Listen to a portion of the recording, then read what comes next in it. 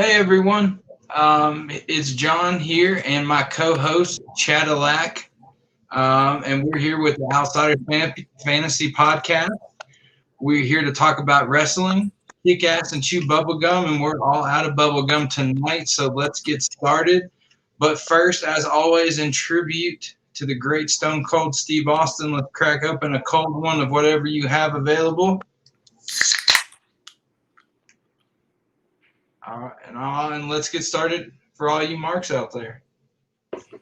What's up, guys? We have a little bit of the bubbly tonight, personally. Diet Pepsi. Same. American. Yeah. Michael Bublé. Ooh, not to talk bad about anything because we'd love to have Bublé as a sponsor. Yeah, and I'd love to have Diet Pepsi as a sponsor. If you want to, send me lots and lots of cases of this stuff. This literally just tastes like carbonated water. That I think the flavor comes from the color on the can. Yeah. It just osmosis itself through it. Wow. You couldn't tell that it's gross by the faces that you're making at all. No, it's an acquired taste. It's beautiful. Yeah, yummy, guys. It's sophisticated already. I feel it. Finger. Speaking of sophistication, all right. So today obviously weren't any pay-per-views going on this past weekend, but there is going to be a build-up to Clash of Champions. So we're going to talk just about the four main shows this evening. We got Raw on slate first, then NXT and AEW, and then we'll finish with SmackDown. Since I think that's the hottest thing going right now is the Universal title picture storyline with Roman Reigns. So we'll end with that as far as the coverage. And then, of course, as always, after our review of the week in wrestling, we always have a little something special for us and for you guys because we enjoy talking about it. This week we end the Undertaker Last Ride segment that we started last week, and next week we'll make it a surprise. We've been talking a little bit about what we were going to do. We don't want to ruin the surprise, so we'll have you guys tune in next week to see what the original part or the original segment for next week's episode is. But let's go ahead and get started. So got a fancy new banner down here. Yeah, upgrade, son. Right? You can tell we got a brand new background, everything. It's beautiful. Yeah. Beautiful thing. It's a beautiful. Oh, yeah. Oh, yeah. All right. So to kick off Raw, to talk about it, I'm not going to talk about it as far as like from the very start to the very end. I'm just going to give my take on how Raw was in general with all the matches and the booking and all that goodness.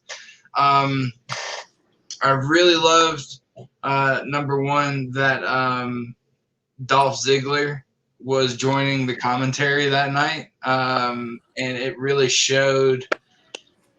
Dolph, in my opinion, for a long time has been one of the more underrated performers and entertainers on WWE's roster that helps hold down what could be dead air time, like him and R-Truth and people like that. Like they fill in Big Show, and like they really work to fill in where they're needed. That's why Big Show's been heel and face about 65 times in his career. Yeah, like you just never know, but they're really good company men that just love to entertain, and they love to make sure that the product is as good as possible.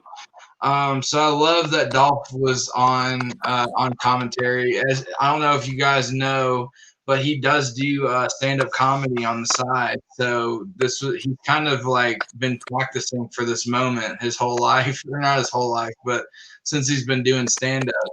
Yes. And he did not disappoint as far as being the heel commentator. As you guys know, there's a heel and a face in everything, including the commentating team. So it was really good to see him stretch out even more. Because if you would have asked me last year what I felt about Dolph, I would have thought, he's probably getting written out, getting irrelevant, and he's probably going to jump ship. But I don't know about everybody thought he was going to go to AEW last year. Yeah, because he wasn't going anywhere in WWE, so I didn't. His ring work's amazing, but they don't know what to do with his character. I mean, he could wrestle a paper sack and do a great pay-per-view match. I mean, I think with his character. I mean, I think they should embrace what he is and what they've made him into over the years.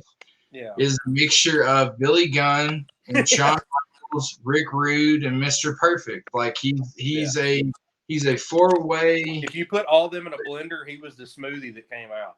Exactly. I mean, he's got a great super kick. He's got a great famouser. He's got a great attitude. He's got a great everything. And he embodies all of those people perfectly. And they just never really jumped into it. They just I don't know. He's just gone to waste, in my opinion. But he really has. But I think with bringing him into commentary and then his use on Raw Underground and things like that, they're getting him ways to get on TV. See, and that's a cool thing that I like. They're utilizing him on Raw Underground because not many people know Dolph Ziggler was a world-class college wrestler. Yeah, like he was a national champion wrestler in college. Mm-hmm. So he's going to get to show a little bit of that off at Raw Underground because he's kind of a dirty Fight Club MMA kind of thing going on. So he'll get to shoot on people for real. I mean, if you put him in a real shoot situation, he's going to take you down 90% of the time. I'd like to see him and Chad Gable like legit. Oh, dude, that'd be ridiculous. That'd be a cool wrestling match. Chad Gable would get him just because he's an Olympic caliber. Yeah. It would be a really good match. Dolph would hold his own for a little while. I think Chad Gable is always ready, willing, and Gable. But we kind of got sidetracked for a little bit. So back onto the Raw segment. The Asuka Mickie James match. Let me just start off by saying Chad will agree with me. Yeah, I think Chad will agree with me because we were having an off-air discussion. But this week, except for in AEW, or maybe even in AEW, I'll let Chad tell you about that later. Yeah. But Raw and SmackDown specifically, this felt, since it's so close to Clash of Champions, this was just the filler week. Like they were, how can we create enough content to fill the time slot without hurting anybody, without really like. Yeah, they didn't want to have any of your big names that had huge storylines coming into the pay-per-view really do much because you don't want to get them hurt. Somebody gets a concussion or sprains an ankle or twists a knee before a pay-per-view, you're screwed. Yeah. But at the same time, you don't want the heat to die down, so you have to keep them there somehow. That's why, and we'll get to it later, but that's why Roman Reigns is part of the past three main events, but only shows up towards the end, or does one move. We'll talk about it later, but he actually showed up for the majority of the match this week. No, yeah, for SmackDown. But he did like two moves, and that was it. But yeah, pretty much. But yeah, it just seems like a bunch of filler matches. The Asuka Mickie James match. I mean, you knew exactly what it was when Mickie James started her interview. Like, you knew it was just a squash match for Asuka to, just extend it. And no offense to Mickie James, you knew it last week when they announced that she was going up for the title. You knew it was going to be a squash match.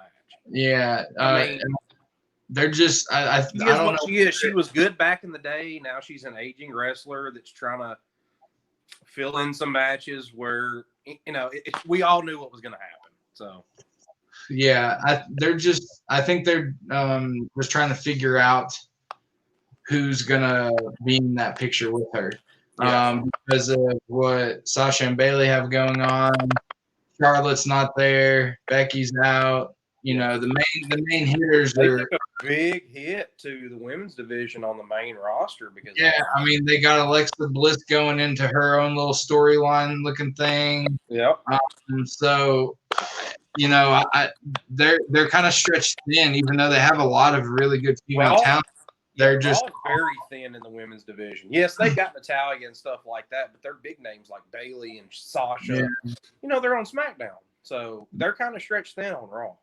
So I expect, maybe some NXT call ups here pretty soon because they're pretty stacked. They're if we're being honest, they're kind of overflowed with female talent on NXT. No, but they're all great.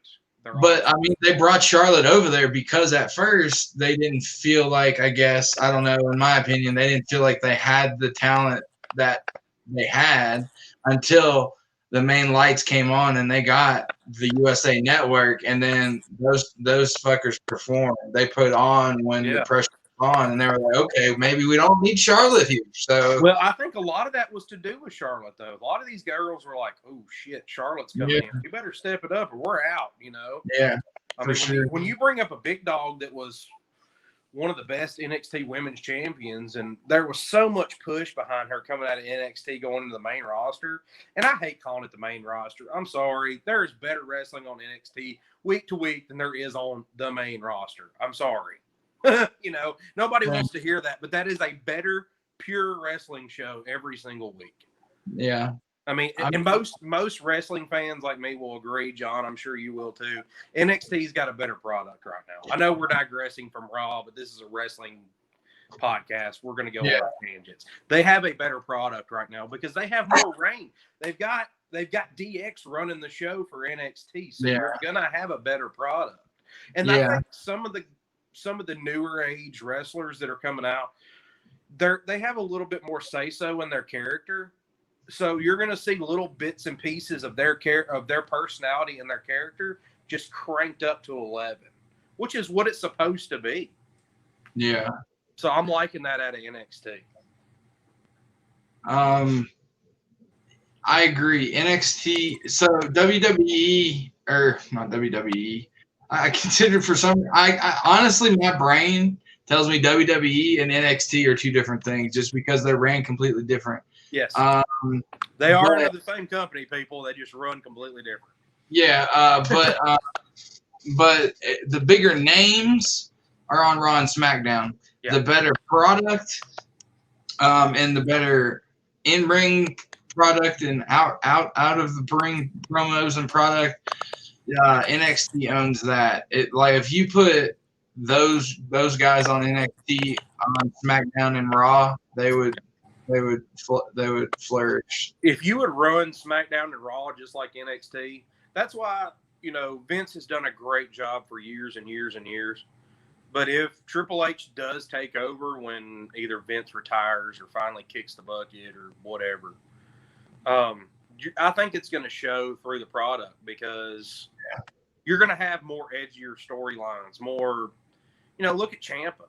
He is so violently over right now. Yeah. You're going to get that kind of stuff on Raw and SmackDown.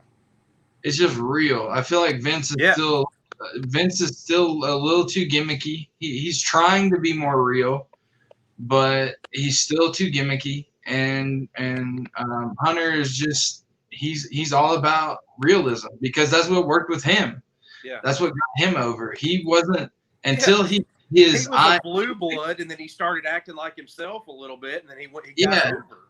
Until he cut the "I am the fucking game" promo with JR, he did not become himself. And until that, and then when he did that, a little bit of Paul, I should say, or Hunter, who of him shone through in his character, his cockiness, his edginess. Not really cockiness, but because he's really a humble guy, but his confidence. Yeah. And his intelligence. But anyway, back to Raw. Essentially, Stone Cold, that's what got him so over because those ECW promos when he got cut and Paul picked him up from ECW while his tricep or his elbow was healing. Those were like basically almost shoot interviews. Like he was really pissed off and he felt abandoned and all that type of stuff. So anyway. Oh, by the way, I don't know if y'all noticed, but I got a badass Wolfpack shirt on. But back on track with Raw. So not 100% impressed with the Mickie James Asuka match, or the story or whatever. I don't know what they're doing. They're just making time until someone gets back. It was a filler show. It was what it was. Um, the botched finish of the Mickie James and Asuka match. So it's come out and said that the ref thought she was concussed, and that's why he cut the match short. Yeah. Mickie come out and said, "No, I'm fine. Nothing happened." But you can't be too careful nowadays, especially with all the concussions. They thought the ref thought she took a shot that might have rang her bell, so that's kind of why. And there was a look in her eye right there at the end. She was acting and doing her job, but the ref actually thought that, hey, she might be out of it a little bit. Let me call this match. So yeah.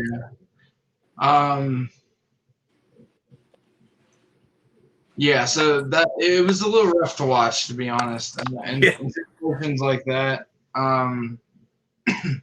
it's not really what you want to see going into Clash of Champions. It's not really.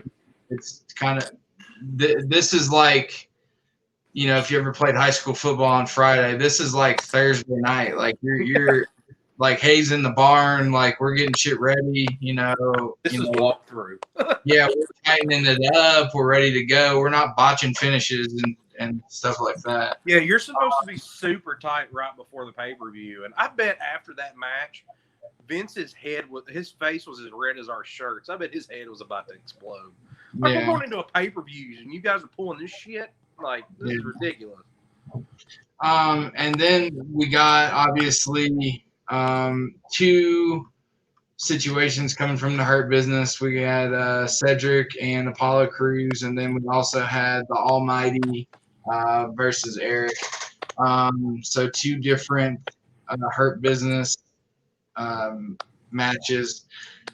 Personally, I think, again, it's just filler, and I hate to keep saying this over and over again. I don't mind the Hurt Business. I like the idea where they're going. I think it's brought the best out of Cedric Alexander since he's been in the company. Yeah. I just there's more talent out there. Dolph Ziggler's literally on commentary, and you have two Hurt Business matches. You can slow burn Hurt Business like they have done with New Day for years and just make it one match at a time every week, and they stay relevant for a really long time. Yeah. But if they all have their own, I know they all didn't have their own matches, I'm exaggerating, but if you give half of them or all of them their own match every single week, eventually they're going to all run out of storylines around the same time. Then you've got nothing to stand on. With New Day, they've been a thing for what, like 4 years or something now? It's about 5 years now. And Big E is just now getting a singles push. Kofi just finished the singles title push, but it works because they let it. I'm really liking Xavier Wood on what's he on Talking Smack? Yeah. I mean, he's doing a good job there. I know he's hurt, but at least they're utilizing him because he was over with the New Day, so they're utilizing him in other ways. I'm glad to see Big E starting to get something. Well, we'll get into that when we get we'll get into that later. It's wrestling, dude. I get into so many tangents. You just want to slow me up. No, we'll get into it because I have so many opinions. I really like SmackDown this week, so we'll definitely get into Big E. That's why we're going away from Raw. It was terrible. It was a filler Raw. It was a filler Raw. I mean, obviously, the Almighty won with his submission because they're trying to play up the full Nelson like it's some crazy new move that no one's ever seen before. They did that crap with what was the dude with the mask? Chris Masters. Chris Masters. Nelson. Bro, I saw him in real life. Literally, I'm taller than he is. Shout out to him. He's a Lakers fan, so right out. Hey, I'm not hating. It's just crazy. Let me frame that differently. Yeah. I saw him at WrestleMania 30 or 27, one of the ones, and he was doing the signings. I saw him. Granted, I wasn't on. He didn't sign anything for me. I didn't wait in line because I was going through a different Undertaker's. Well, that's the fact that he's Chris Masters.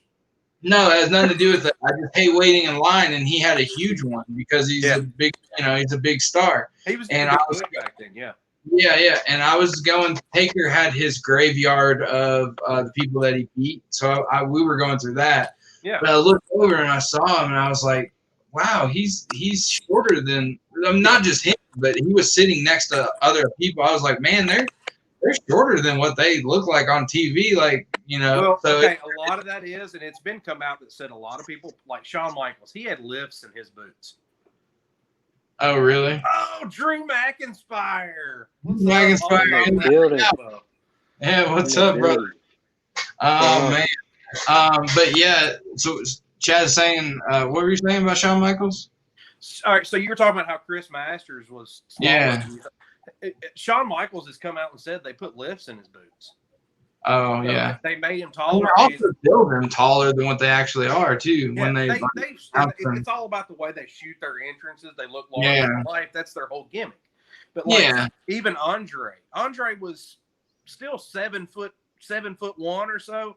They built him at 7'4" and still had him stand up on like phone books and stuff when he was getting interviewed by his hand a fucking beer can, like nothing. Yeah, but they still, even as large as he was, they made him look even larger on TV because it's all about that It's always all about that larger than life persona for WWE. They want you to think, "Ooh, this guy's a monster." That's why they do it. So when you meet them in real life, it's like, they're pretty good at this camera angle stuff. Yeah. Dude, you're Drew. You're fucking up our background. We had Macho Man completely laid out, fresh and everything. Oh, there he goes. He comes up with the shirt though. All right, and clutch. I see you. I forgot my Slim Jim. Cover up my face as long as you wear my merchandise. I forgot my Slim Jim. Step into a Slim Jim. Ooh, yeah. Well, we keep getting sidetracked. Let's get back to Raw. So obviously, the Hurt Business, they won both matches just to stay, to keep that dominant pace, to keep that dominant feeling. Alexander defeated Ricochet by pinfall. There was a lot of talent in that ring that night, in that match, but it doesn't feel organic. They haven't found it yet with the Hurt Business, and I think it's because, like we mentioned earlier, it's the exact opposite with New Day, or with it doesn't have to be a black necessarily. It could be any white group, any group, any stable in general. If you're pushing them all at the same time, they run flat really quickly. Work on one member and get his story played out, then go on to the next and let his story played out. That's why Evolution lasted so long. I mean, I really think they would do really good if they split two of them off and started pushing them in the tag team division. I mean, that's usually put Cedric and Shelton Benjamin together and push them in the tag team. I mean, with a 4-man stable, a 4 to 5-man stable, that usually what happens. I mean, hell, even Shield had 3 members. 2 of them team, 1 Intercontinental or USA champion. US. Dean Ambrose was US champion for a long time. Yeah, so I mean, you can have that going, but still, they're just all, but not all in the same damn episode. They're wasting so much talent that could be on NXT, that could be on SmackDown, that could be on later segments of Raw. They're putting 2 Hurt Business matches on. No, we don't need to see the Almighty putting Eric in a full Nelson, and just all they're doing it is to make the move look credible right now. That's all there is. They're just changing his move and making it look credible at the expense of a 20-minute segment where someone else could have had a chance to have a really good fucking match. Yeah. But the real story right now is Cedric Alexander and Ricochet. And Ricochet, yeah, that's the real thing. Because that's the hot new story of the Hurt Business, and that's what they need to have focused on, not building up Bobby Lashley. We already know he's the Almighty. We already know he's the all beatable. It's not our fault. His spear was terrible, so you had to change the finisher. You can't do a rolling front flip and expect people to think that that's a real spear. That doesn't work that way. No. But introduce that later, or in the beginning when you first brought him into the Hurt Business. Don't do it during the middle of a really good storyline. Yeah. Anyway, so enough about that. enough about the Hurt Business. They've already taken up enough time. Yeah, they took up all the time on Raw. Now they're ruining our show too. Yeah, right. Damn But Hurt Business. I do like them, for the record. I like the idea I of do them. too. I just They just need to push them differently. They need to push them differently, and they need to slow it down. Focus on one story. Same thing. One Once you get on into your Raw, like they still had like little backstage segments and little run-ins later in the show. Like it was seriously, it wasn't Raw. It was WWE presents the Hurt Business on Monday night. That's what this episode was. Well, that is fine, but they need to learn exactly. what happened with Roman when you started shoving them down their throats. I mean, yeah. Basically, it seems like Raw has turned into the Hurt Business / tag champion of both show segment, like for 3 hours. But we'll get into the tag teams because I don't want to rant for 2 things in a row. We'll break it up with something positive. But if I'm being honest, I'm also getting a little tired of this too. But not because of the people doing it, just because I think it's ran its course. They've added another little flair into it, so now I'm kind of re-interested a little in seeing where it goes, but not from both people's ends. And I say that now. I'll introduce what I'm wanting to talk about. Seth Rollins and Dominic. The story itself was starting to get stale, and then they put on the steel cage match, and they number one, they had a really good match like they usually do. It was very good. Dominic showed out like he does. Seth did what Seth does.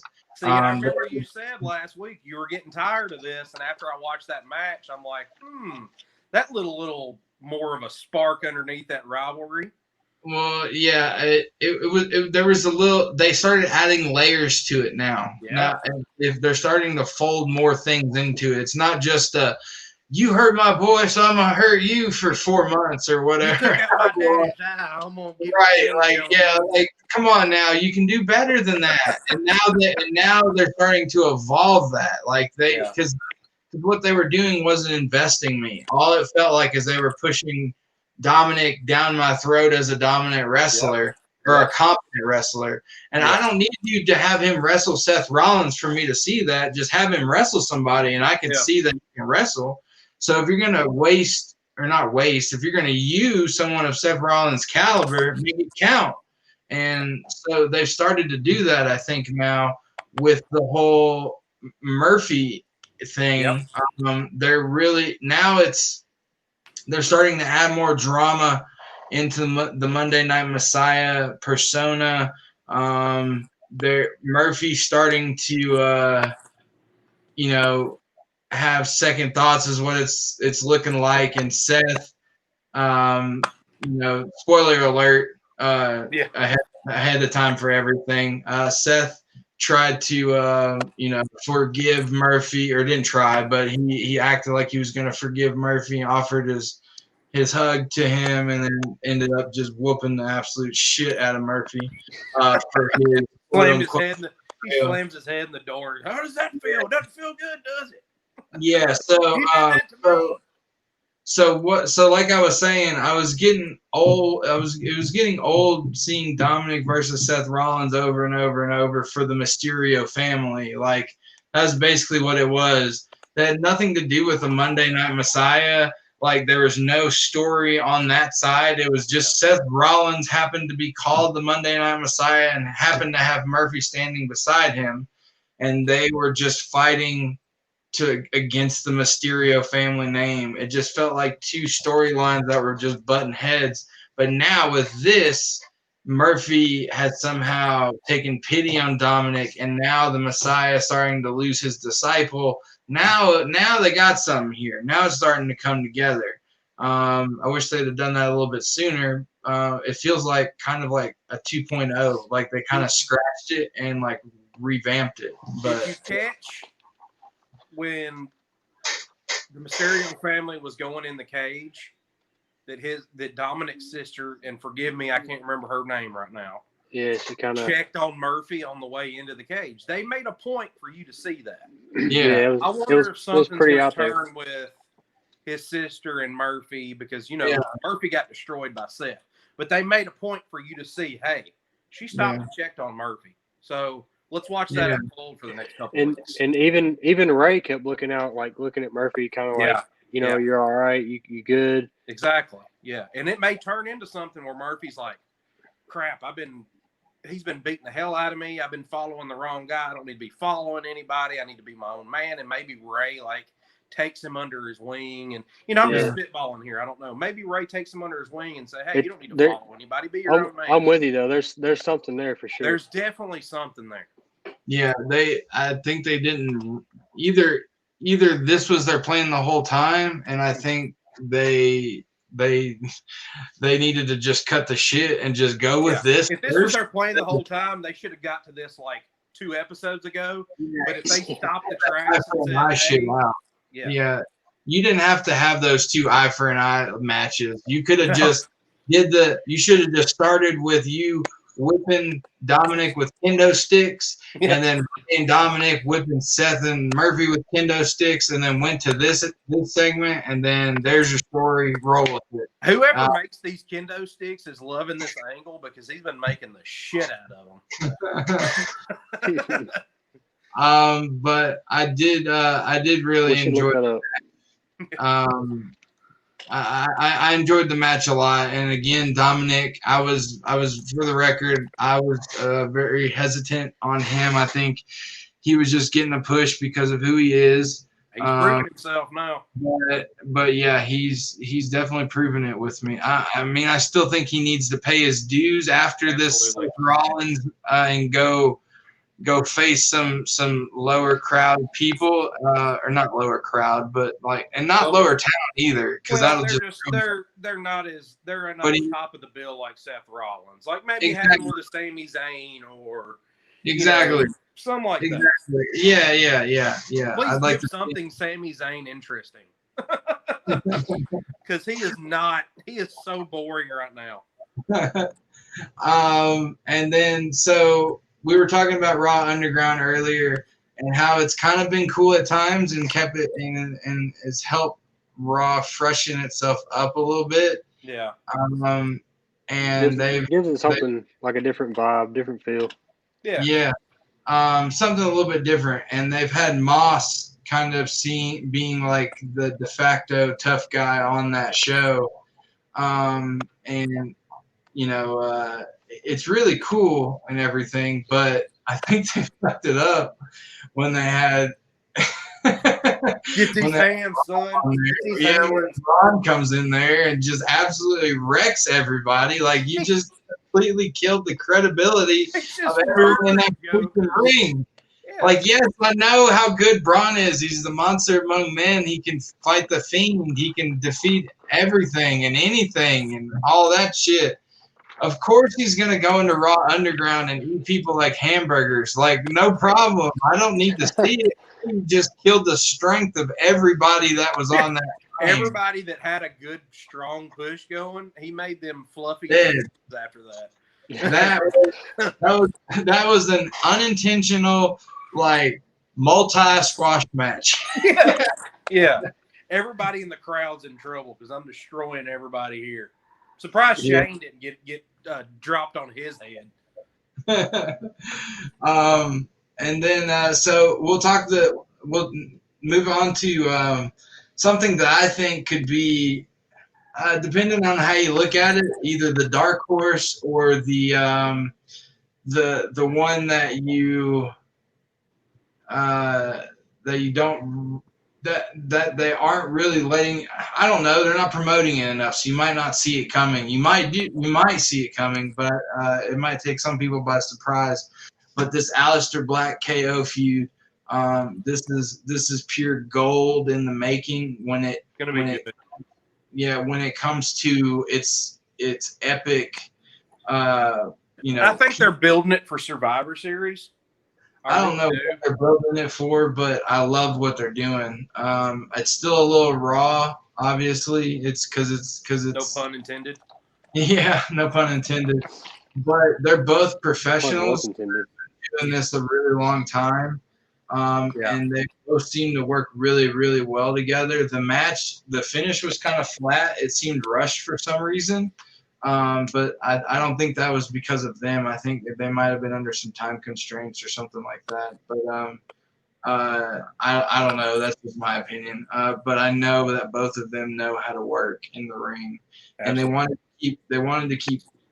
need to keep both of them strong for as long as possible until they have that final de facto match where one of them loses. And it's hard to do that when you're when people are beating each other clean and stuff like that. So I'd like to see a lot of muddying up the waters. You fight each other at some points before like the pay-per-view matches that they're gonna have, because I know undoubtedly that or at least I would hope. I mean, Vince has surprised me a lot in the past, but I would hope that this goes on for multiple pay-per-views.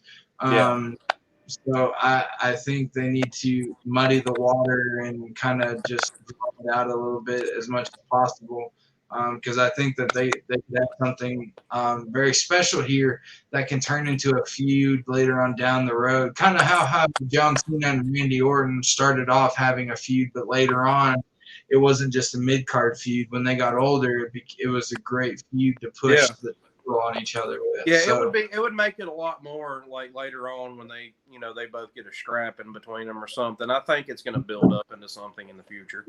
Exactly. Yeah. Riot Squad versus Natalya and Lana. Again, just a filler match. Like, props to Natalya, Lana, the Riot Squad. They can all work. They really can. Yeah. I think Ruby Riot's fantastic. I think what Natty can do is fantastic. It's just a shit women's division as far as you ain't kidding.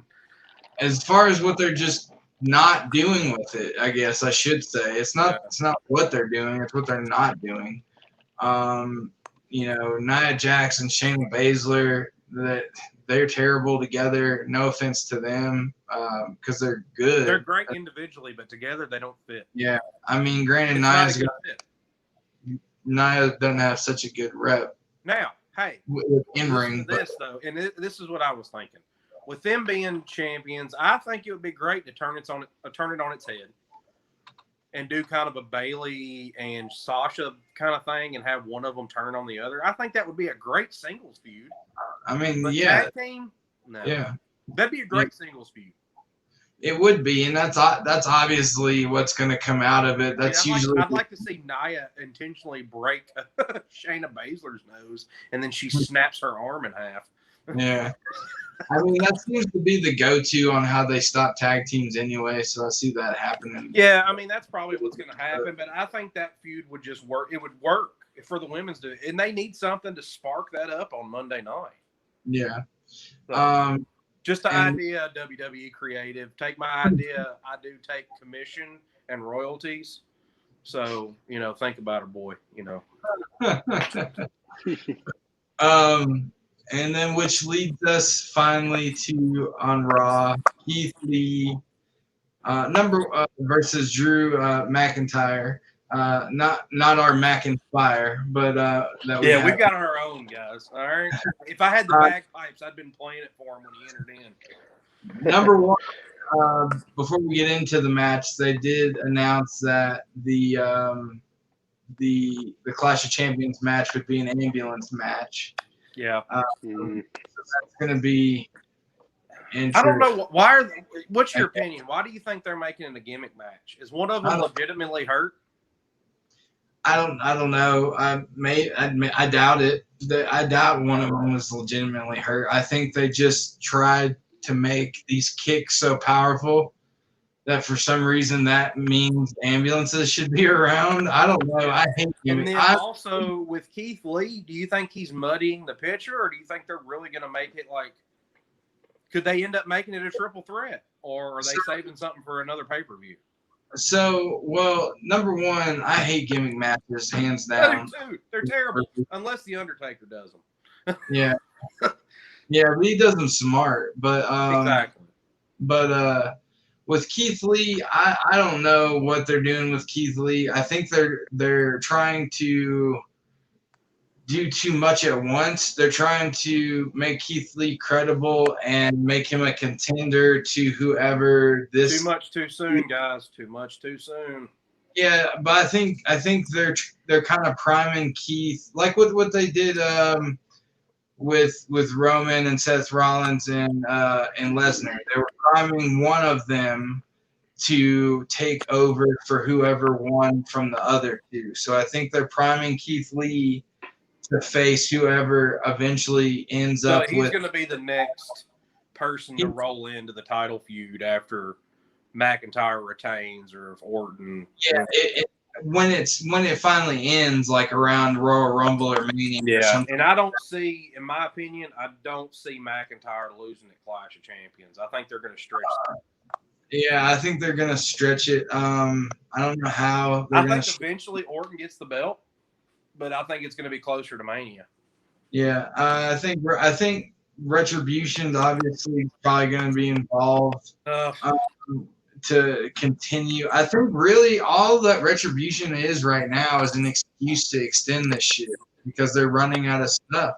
It's going to fall completely flat on its face when they finally reveal who's in Retribution. Yeah, but I don't think that's ever. Retribution is 90% of the people that watch Raw and SmackDown don't know who these guys are.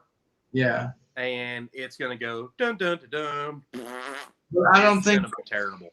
But I don't think the point for Retribution was to be like how Nexus was or anything like that. I think like the build-up was something, but it wasn't like those glitches and stuff. It wasn't getting enough knowledge or enough support from the fan base.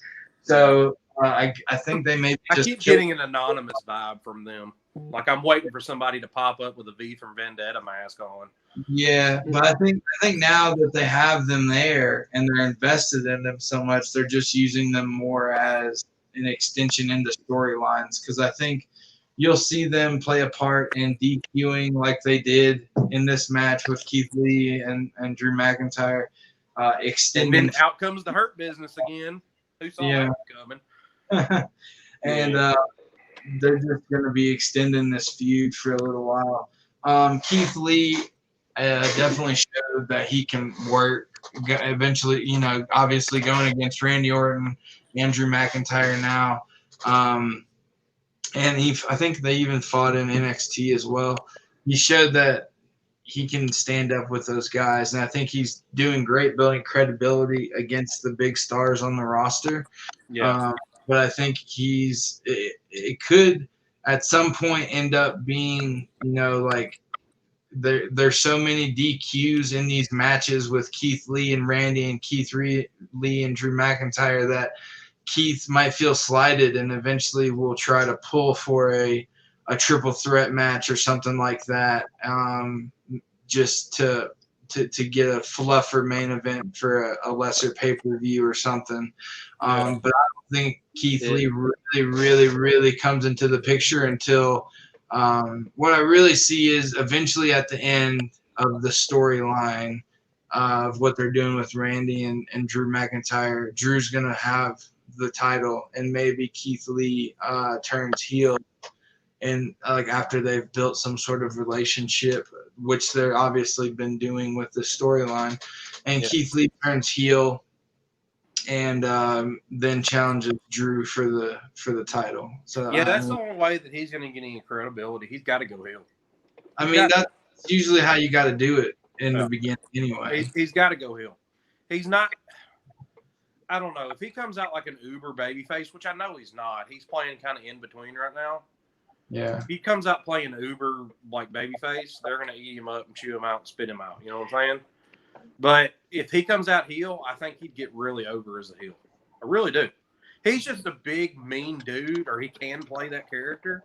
I think he'd work as a heel. Yeah. So, do you guys think that you mentioned all the disqualifications and them maybe making a triple threat? Do you see it with it being all these disqualifications being maybe Hell in a Cell? Possible. Have they ever done a triple threat Hell in a Cell match? I don't I don't know. know. I can't remember, but that'd be a cool angle. I mean, if I you're mean, gonna do Hell in a technically, Cell, put 3 people in it. It would I mean, extend it. I mean, Shawn Michaels as a referee, then yeah, Undertaker. Okay, yeah, because if Sure. Shawn Michaels is anywhere close to the ring, somebody's getting their fucking head super kicked off. Yeah. So But yeah, but yeah, so that's my feeling and my takeaway from Raw. Overall, I would give it about a C minus ish overall, just because it was definitely a I filler. go D plus, Holmes. Yeah, I just I don't know. What do you hurt think, Drew? business and hurt business and everybody else. Do what? I said the hurt business and then everybody else. Yeah, Yeah. that's pretty much where it's pushing. What would you grade Raw, Drew? Yeah, I'm right there with you guys. It wasn't real exciting. Like If up we until were a little bit more upscale, we'd have a little thing coming around the screen going filler, filler, filler, and then Yeah. they're Yeah, getting ready for a pay-per-view, guys. So yeah. Like I said, I'm with you guys as far as it was too much hurt business for me. Yeah. It's Like just a lot. I do love the storyline with Orton and McIntyre. I'm sorry. you almost use your it's hard to say your own gimmick. Man. I tried to plug myself there. Don't be No, you're plugging your own gimmick, man. That's bad. But no, I do like the storyline. And I like Keith Lee in it. I do like that. Yeah. Well, All right, so that's it with Raw. So Chad, which one are you tackling next? Let's go to NXT, man. NXT. Yeah. All right. The brand.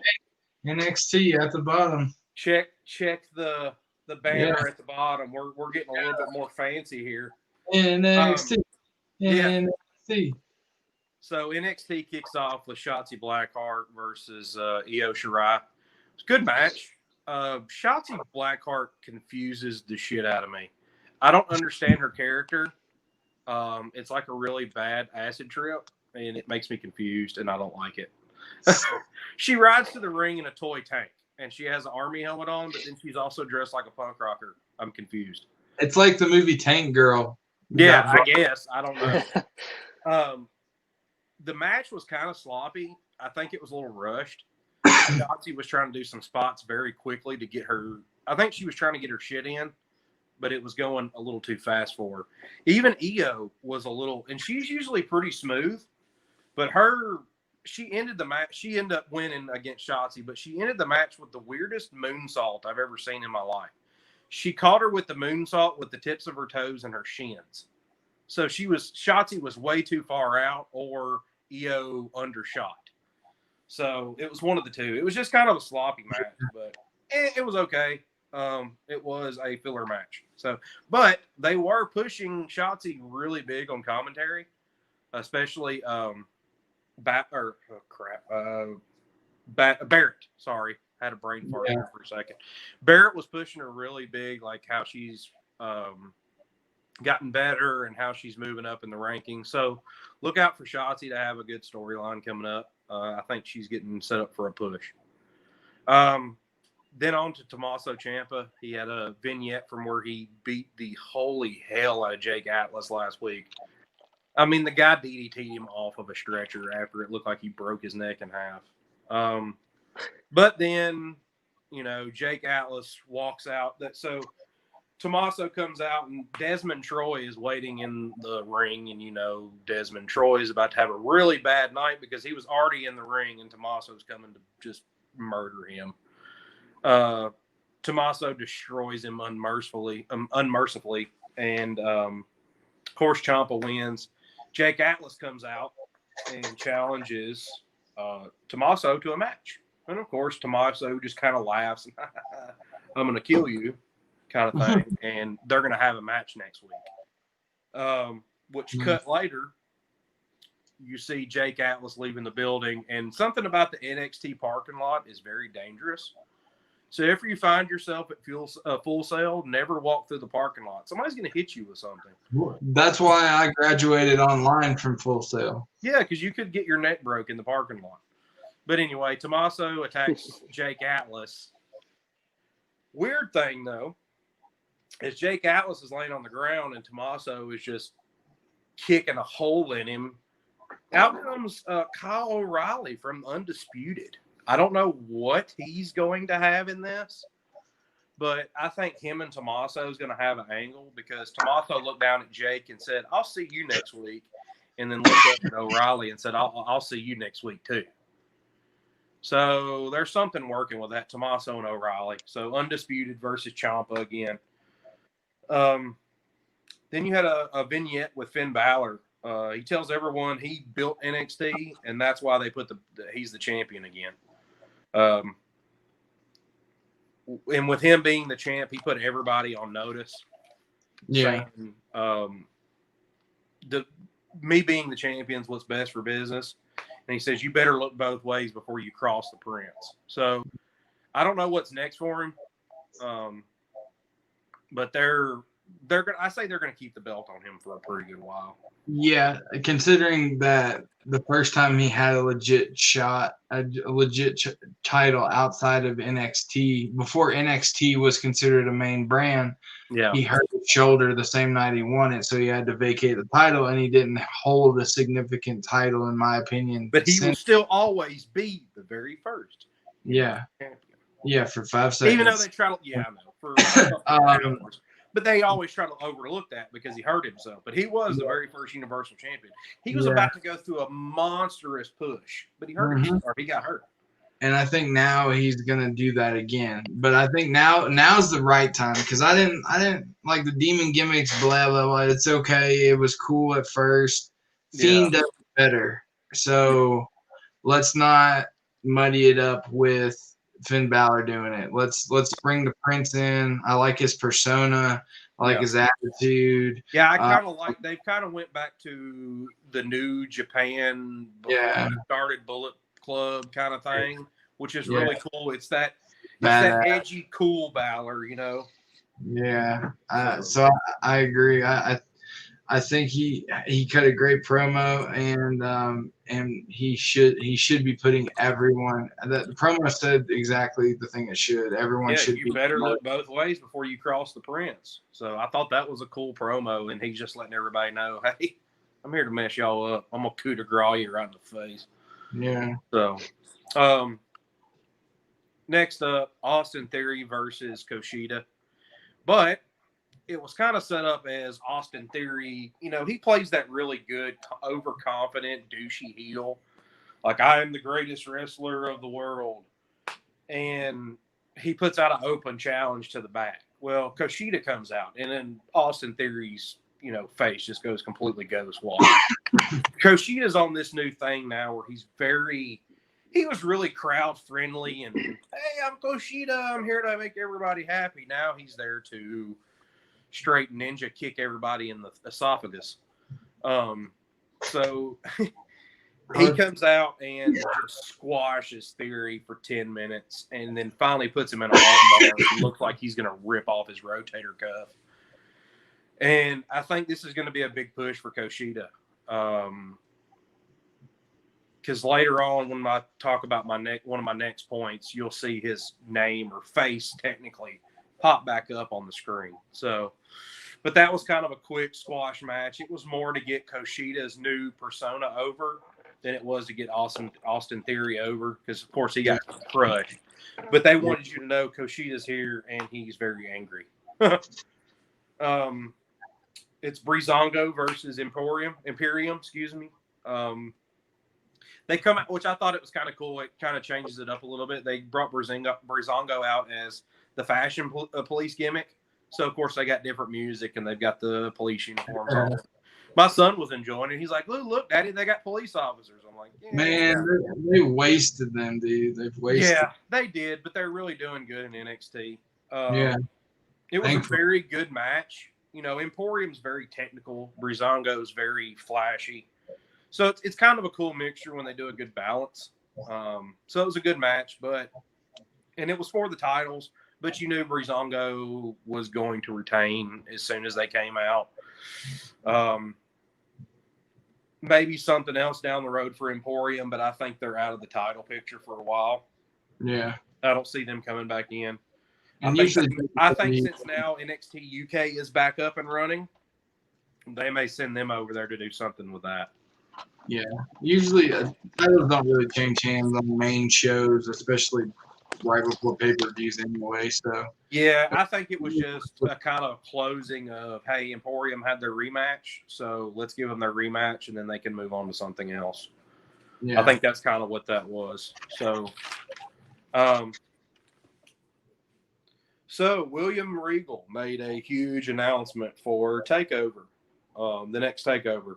I apologize, I don't remember the date. It's in October sometime. We'll get that info for you later. It's called a Gauntlet Eliminator match. And actually, I take that back. That Gauntlet Eliminator match is going to be next week. It's going to be for the number one contender to face Balor at TakeOver. And I do have the date. It's written right here. I just forgot. October the 4th.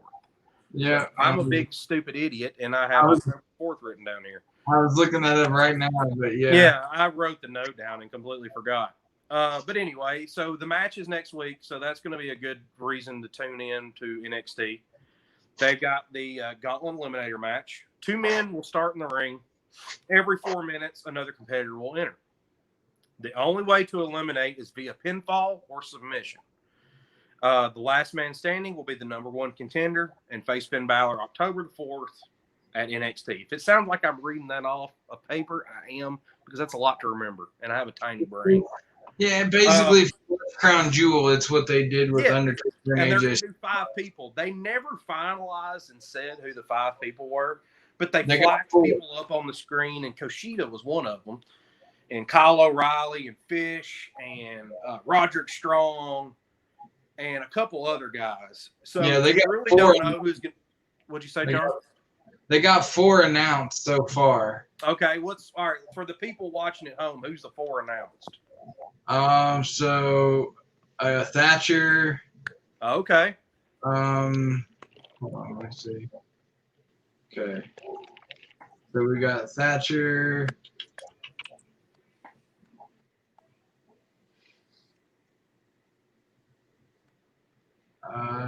KOR Combat. What's that? What's his at? Cameron Grimes. No, wait, no. WWE NXT maybe. While you're announcing Kyle O'Reilly. Sorry about that. While you're announcing that, I got to step away for a second anyway. 2 seconds. Gotcha.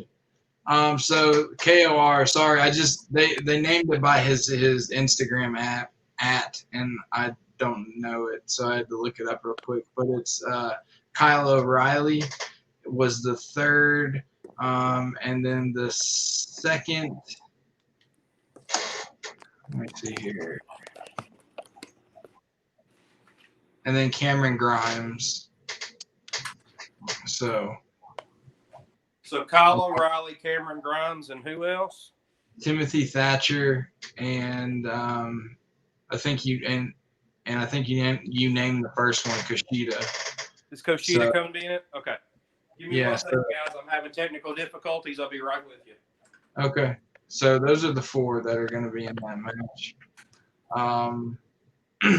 Like Chad said, it's definitely going to be something to watch, something it's worth watching for and tuning in for, just because the way that even if you don't know who these people are and you never heard of them, NXT's got a really, really good way of telling stories with multiple people in the ring. They did it with the 5-man ladder match. They did it with the Fatal 4-Way for the NXT match the Tuesday before the NXT show with Finn Balor versus Adam Cole.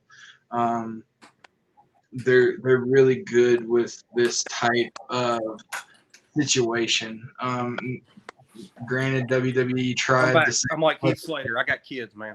Anyway, I'm sorry. I apologize. Well, I was just saying, WWE tried the same type of match at Crown Jewel with Undertaker and Rey Mysterio and AJ Styles, but I think so. That's essentially how it works. But I think NXT, they really, really pride themselves in putting on good multi wrestler matches or multi superstar matches. Yeah. I mean, look what they did with the 5-man ladder match. It was beautiful. Yeah, that's what I was saying. That and the Fatal 4-Way for the NXT Championship recently. They do really good when they have a lot of people in the ring. They can tell a good story. So with those competitors that they named off. So they announced 4. Who do you think the 5th one's going to be? I don't know, man. I'm thinking I'm just me personally, I'm a Velveteen Dream fan. I want to see him in it. Well, they flashed him up on the screen too, so I wonder if they're going to add him. Yeah, that would be my go-to. A teaser too. That would be my go-to just because they teased it, but at the same time, that's also my selfishness coming out because I'm a Dream. I mean, we're all fans, so we all got that one selfish person. Yeah, so that would be it. If not, I can be a mark and say Johnny Gargano and just cop out and kind of say something like that. Yeah, Ciampa. I don't think Ciampa's going to be in the picture just because he's. Well, I mean, it could because you said O'Reilly was in there, right? Yeah. Well, that little thing with O'Reilly, they could put Ciampa in there, and he cost O'Reilly the match, and that makes them. But he's also got a match with Jake Atlas, but it's not unheard of to pull double duty. So we'll see. I think from with the talent lineup that they have, they don't need to rely on double duty. So. Yeah. Also, next week there will be a women's battle royal for the #1 contendership. So that's also going to be next week. So next week's going to be a pretty good, interesting show. We'll see how they do with that, as long as they have some good matches that back that up. But those 2 matches should carry the show. It'll be pretty good. If I could guess, I bet that 5-man gauntlet match will probably carry 90% of the show, just like they did with Balor and Adam Cole a couple weeks ago. So it'll probably carry most of the show. And then finishing up NXT, Damian Priest versus Timothy Thatcher for the North American Championship. Good match. 2 weird styles together. Thatcher's a very mat-oriented wrestler, and, Damian Priest is more of the big guy, is the bruiser, and he does a couple little high-fly spots, but it was a good match. I just think those 2 styles kind of clash, and it kind of got mulled over and muddied up a little bit. It could have been a lot better than what it was. I don't know what they're doing with Damian Priest. I knew they weren't going to pull the belt off of him, but they're really pushing Thatcher. Especially him being in the gauntlet match. They're really trying to get him over. So. Yeah. But yeah, that's it for NXT. That was all. Like I said, it was mainly a filler too. I mean, it was a setup. It was set up for next week. I mean, next week's going to be a pretty cool show, but they did a lot of filler on this week. So, Yeah. I think we just all hit it. They all hit their filler episodes around the same time. Yeah. So. All right. So on to AEW. Yes. I know you got some exciting things that you've been waiting off your chest about that. So AEW started off with Jurassic Express versus FTR, but it kind of started out weird. Young Bucks hit after FTR or after Jurassic Express come out. Young Bucks just kind of stroll without any entrance music or anything. They just walk out to the ring, and then they invite the referee to a super kick party that he didn't know he was invited to. So for some reason, they're beating up personnel of AEW. Last week they kicked a backstage announcer in the face, got fined $5,000 a piece, so $10,000. This week they kicked the referee in the face, and Tony Khan sitting backstage, and as they walk past Tony Khan, they throw him $10,000 more. So for some reason they've got it out for some of these AEW. Maybe they're anti-company, anti-establishment. I don't know where this is going. I don't know if they're trying to play the Stone Cold of AEW and they're beating up the establishment, but we'll see. We'll see where that goes. Of course, FTR gets over on Jurassic Express. It was a good match, but it was a filler match. Jurassic Express is not. I don't see them becoming the tag champions anytime soon. Cool gimmick, just not a main roster gimmick. And FTR's over like crazy right now. They're cheating to win. You know, Tully Blanchard's helping him every way he can, except for lacing up the boots and putting on a pair of tights. They got hella heat. They got massive heat. They've got really good heat. I mean, and it like we've always said, it's that good heat. It's not that you guys are shitty kind of heat. This is where you're really good heat. Yeah, it's not. So, but overall, a good match. Right after that, Frankie Kazarian versus Hangman Page. Hangman Page is back out of his little drinking binge or whatever he was doing after they lost the tag titles. Another really good match. Hangman Page, he's always good. And Frankie Kazarian's been good since I was a young kid. I mean, he was great at TNA. He's doing the same thing with AEW. Yeah. Another older guy that can have a match with anybody. But keynote, Kenny Omega was on commentary, and kind of throughout the match, he was downplaying Adam Page's ability to be able to be a singles competitor, because he kept saying, like, we'll see what he does here when he doesn't have me to save him. So I see them having a singles rivalry coming up between Adam Page and Kenny Omega, and something's going to explode there. Because he just kept saying that I don't think he can make it in the singles division by himself without me, Kenny Omega, watching his back. So we'll be on the lookout for that. Yeah, you can definitely see some resentment building up in that. Absolutely. I mean, it's going to happen. So MJF had a squash match against some dude named Sean Dean. It lasted. Like a squash match. It was a squash match. It lasted 3 seconds. Sean Ding. Ding, ding, ding. No, Sean Dean. See, even you don't even know his name. Yeah, Sean Dean. He was so great, you thought his last name was Ding. But anyway, because that's what happened 5 seconds later after the first ring, it went ding, ding, ding again, and he was gone.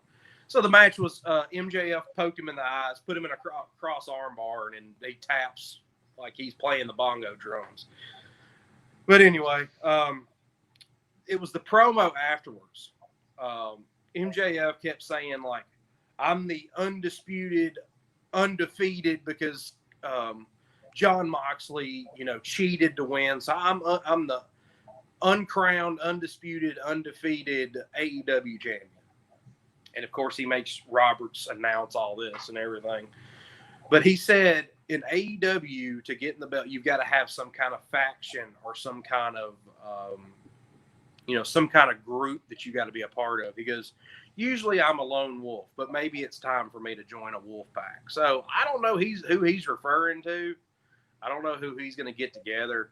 But it looks like he's going to have some kind of group or faction coming down the pike somewhere. Who do you think, John? I don't really see anybody else besides if Cody does a heel turn and comes back. I mean, it's crazy that I'm wearing an actual Wolfpack shirt for that. Yeah, I know, right? But too sweet. I don't know, to be 100% honest. I don't know. I was stumped on. I'm like, who? I don't know who they could bring in that can compete with MJF's charisma. He just sucks all the attention out of the room. Like, he almost can't be in a stable. But he's got to be the center of attention.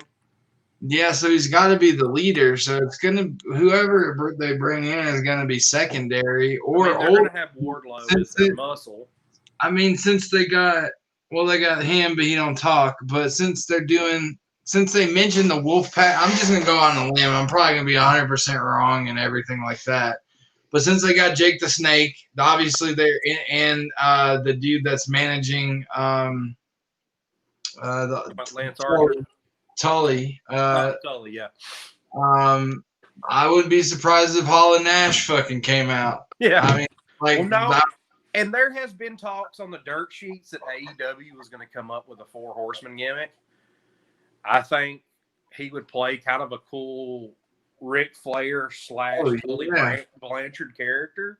He would kill. He's that cocky, but he's built like Tully and can talk. Maybe they do a new 4 Horsemen gimmick. I don't know, but you've got to make. I don't know, who do you make a part of that? I don't understand. I don't know. I really don't. It has to be someone special. It's got to be.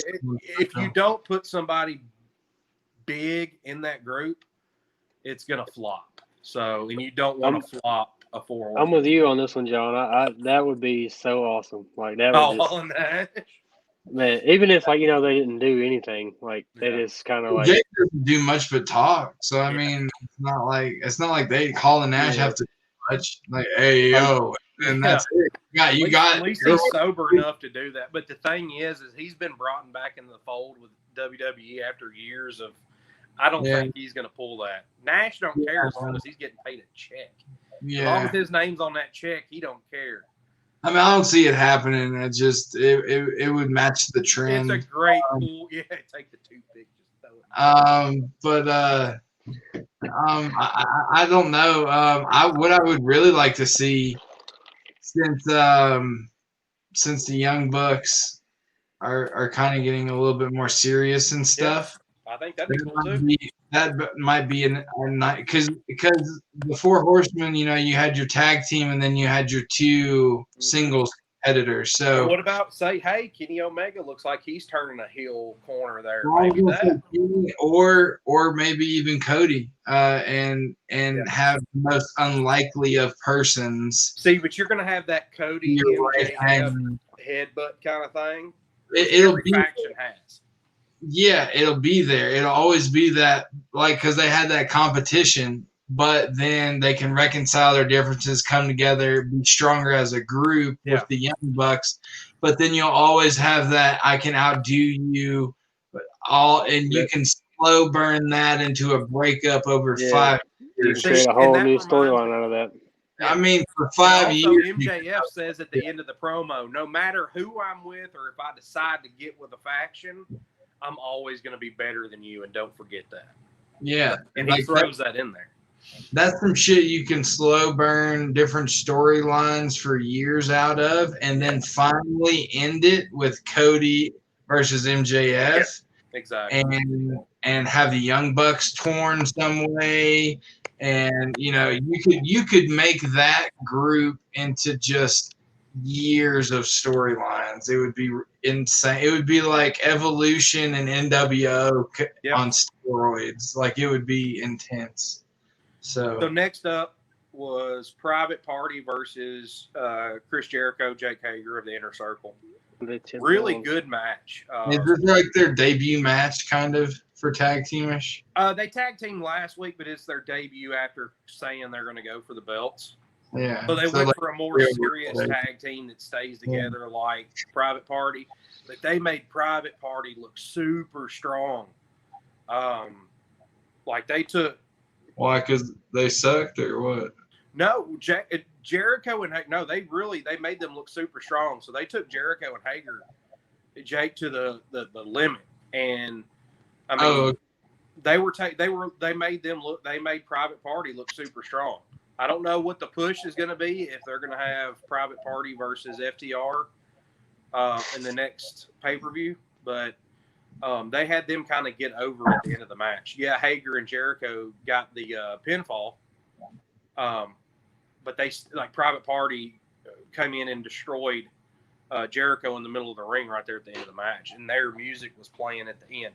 So they got something coming up for Private Party. They don't make them look that strong for nothing. So I don't know what's going on. There was a little backstage kerfuffle. So Matt Hardy was supposed to come out to the ring with Private Party, but they cut to the backstage and Matt's laying on the ground holding his knee. Well, out comes Jericho with his baseball bat and Hager going, "Hey, buddy, you might want to put some ice on that. It looks really bad." So I don't know if something's going to be happening with that or if that was just kind of filler. I don't know. We'll see. But really good match. They made Private Party look strong, so be on the lookout for something. Yeah, there you go.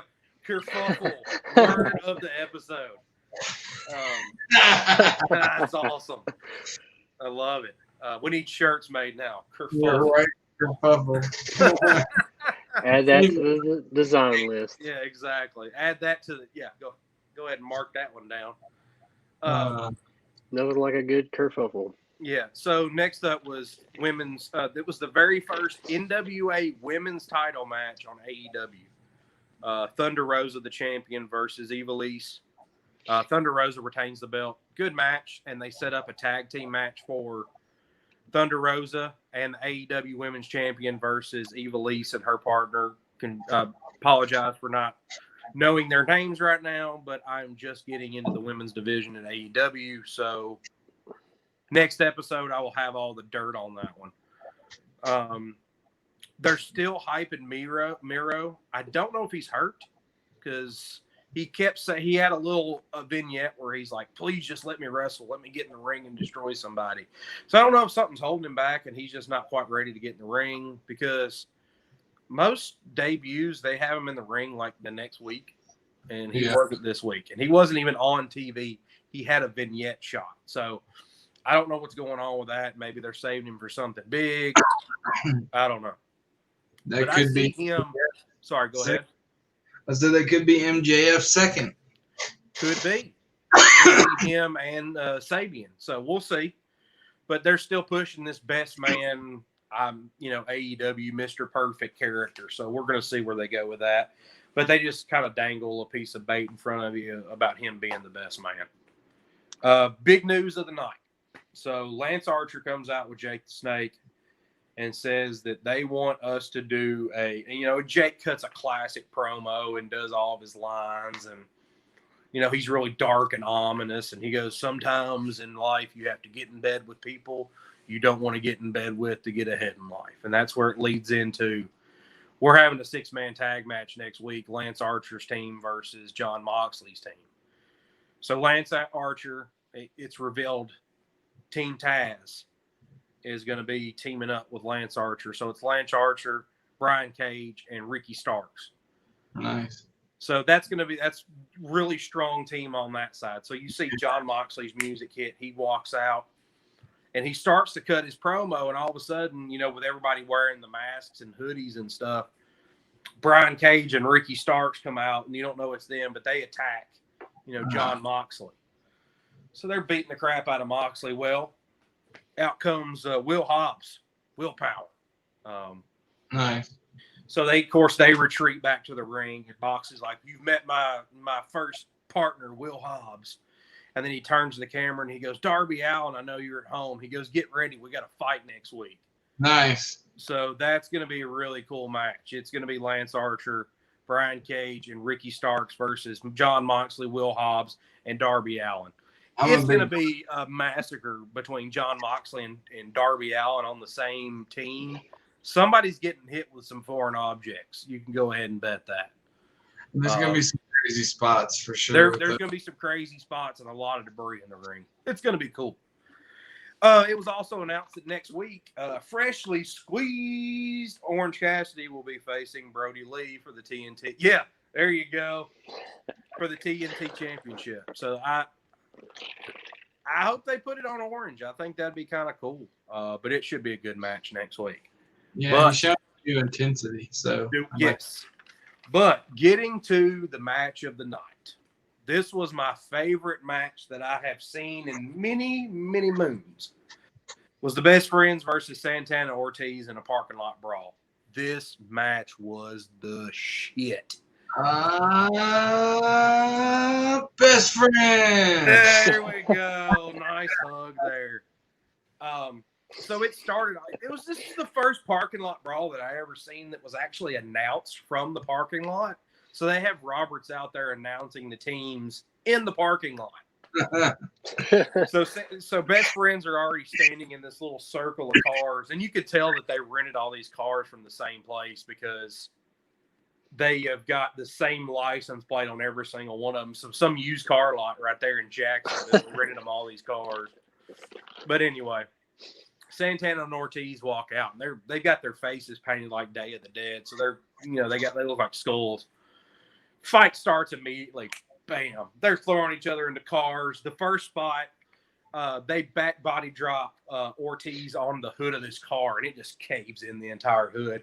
They stick him under the hood, and Chuck does a front flip senton, lands on the hood, and crushes him in between the hood and the engine. Nice. And then Trent drives up, and he does a sit-down senton on the hood, crushes him underneath the engine. Nice. And then they cut over to, well, this was actually before that. Santana was thrown through the rearview mirror of one of the other cars. He comes up, he's bleeding all over the place.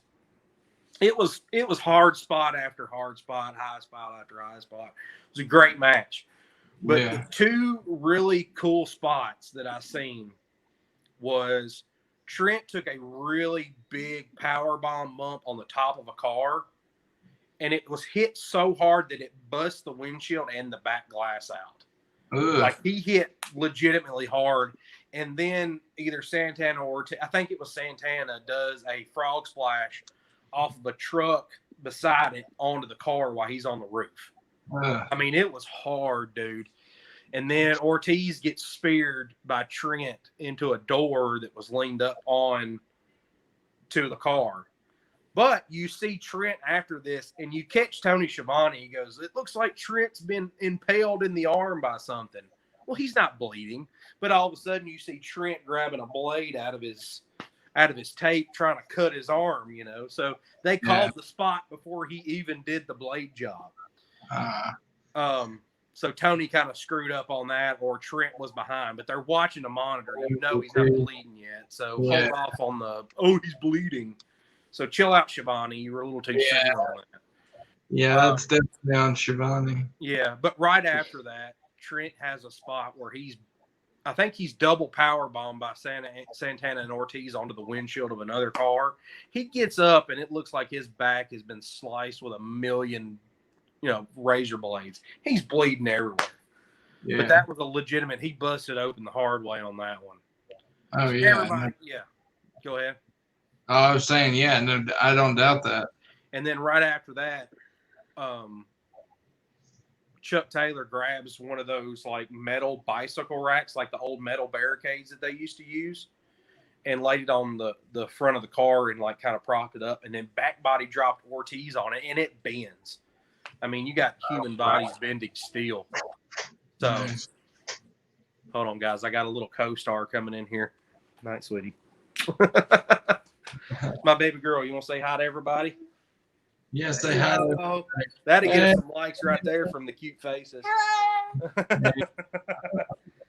But it was a really good match. You got to go upstairs. It was a really good match. There was a lot of high spots, a lot of hard spots. But the coolest part of the match, Trent gets thrown into the back of a car. And you see him fiddling with a key fob. Like, okay, you could hide that a little bit better. But all of a sudden, the trunk pops open, and out comes out freshly squeezed Orange Cassidy. Well, he's got a chain wrapped around his hand. Yeah, right out of the trunk. And he orange punches Santana right in the face, out cold. And up on top of the truck, the camera cuts over, and Trent's got Ortiz and does like this weird between the leg body drop through plywood and pins him 1, 2, 3 in the back of the truck. It's a great match. And to top it off, Orange and the best friends jump into Trent's mama's minivan and ride off into the sunset. So Trent's mama got a little retribution too. But all in all, great match. That was one of the best parking lot hardcore matches I've seen in a long time. And those dudes are going to be hurting for a month after that match. It sounds like some old WCW Nitro. It was an old Attitude Era match is what it seemed like to me. It was just hardcore, and a lot of people bled the hard way. Trent was bleeding from the eye, and then, of course, he bladed his arm. But his back looked like he got shot in the back with a shotgun. There was little puncture marks all over his back. So it was a rough match. That's what happens when you're not a publicly traded company. Yeah. When you're not publicly traded and you're privately owned by Tony Khan, you can bleed on your back, So it was really cool. Exactly. If anybody listening, if you have not watched AEW Dynamite, at least watch it for the parking lot brawl. You will not be disappointed.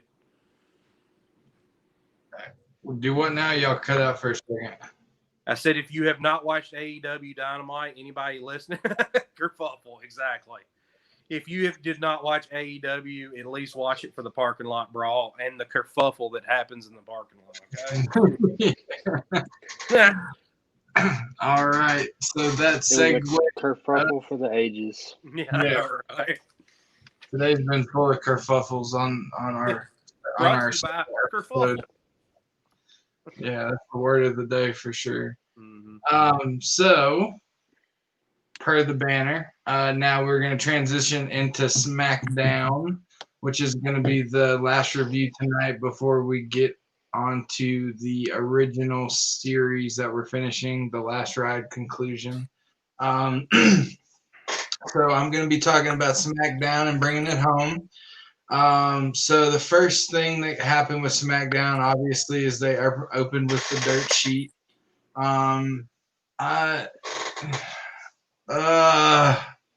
Miz and Morrison could be so much better. Orange Cassidy's thumbs down. Yeah, thumbs down for Cassidy.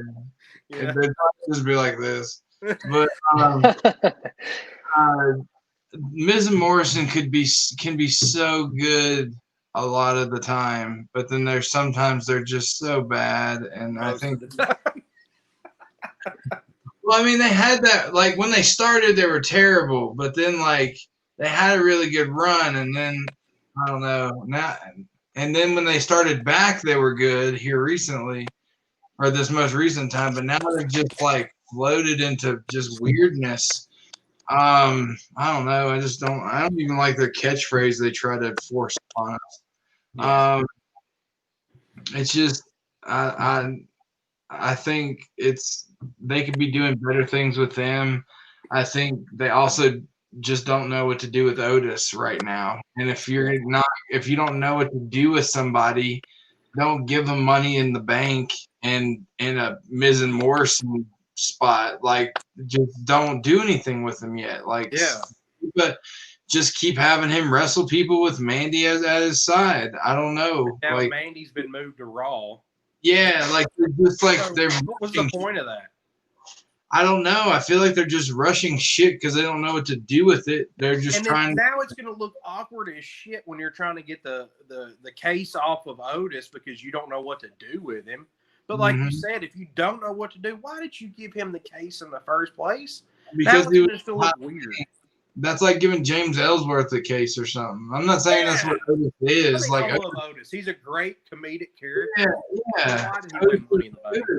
Yeah, Otis is really good, but we all know that it's not going to turn into a WWE championship of any sorts. It's not going. Could you expect Otis being a headliner at WrestleMania? No, I can't.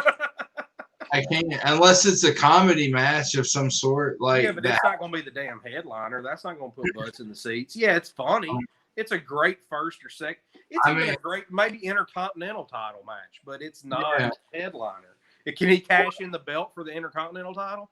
The one thing that could have made, or the two things. I mean, obviously, one thing is given is you got to have a really hot heel.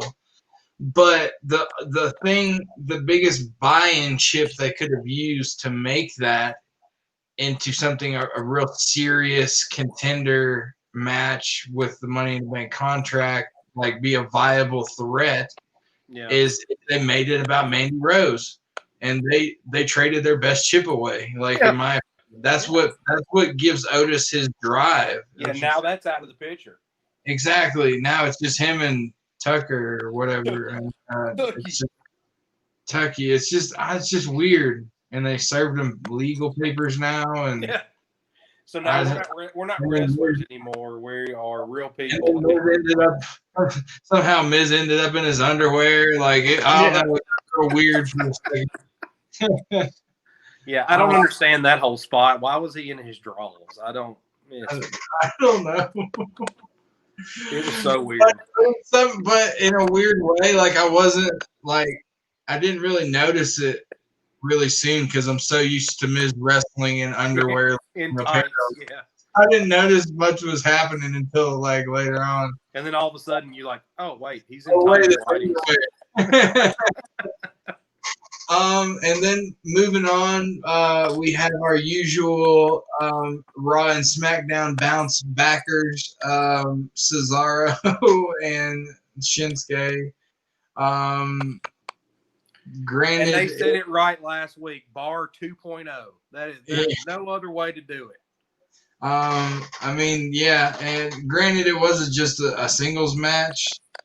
I guess no, it wasn't. Anyway, I'm sorry. I don't know why I said what I just said.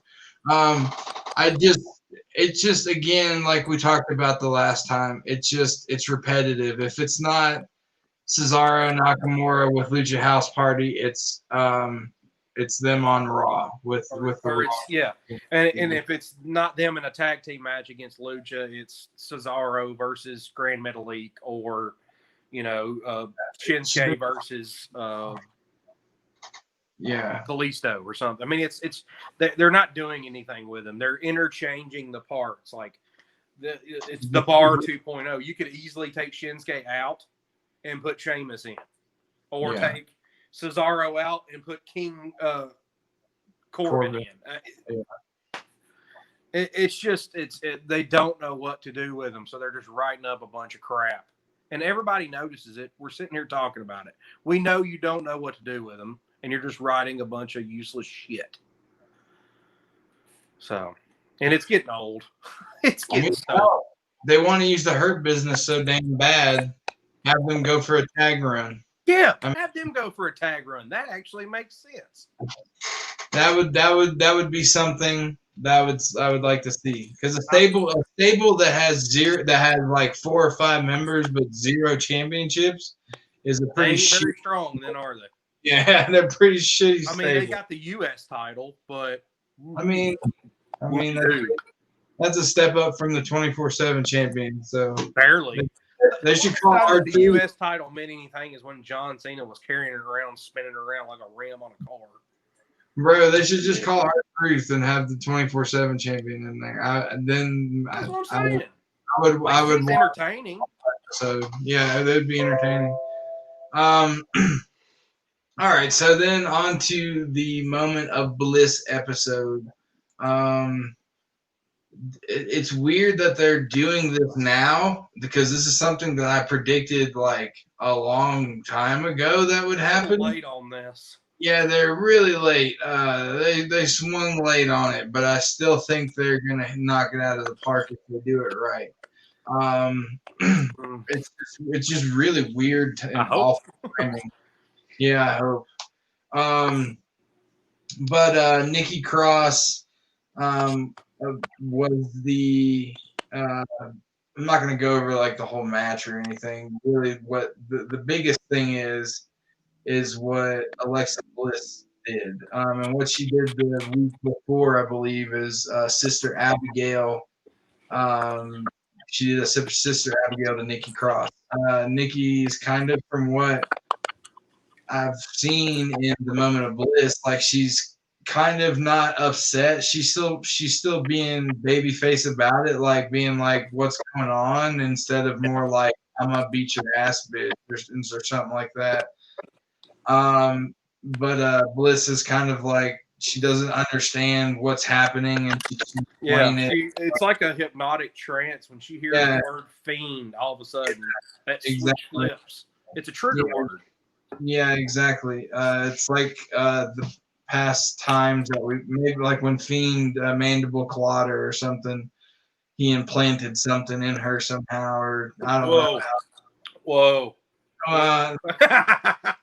It's weird if that type of show, ladies and gentlemen. Yeah, you're going on an R-rated show there, homie. You know what I mean. I know, but I couldn't lie without saying something. But yeah, I mean, there's obviously she changed in that moment. That's obvious. I mean, everyone did. Fiend changed, Braun changed. That whole storyline changed everybody. Yeah.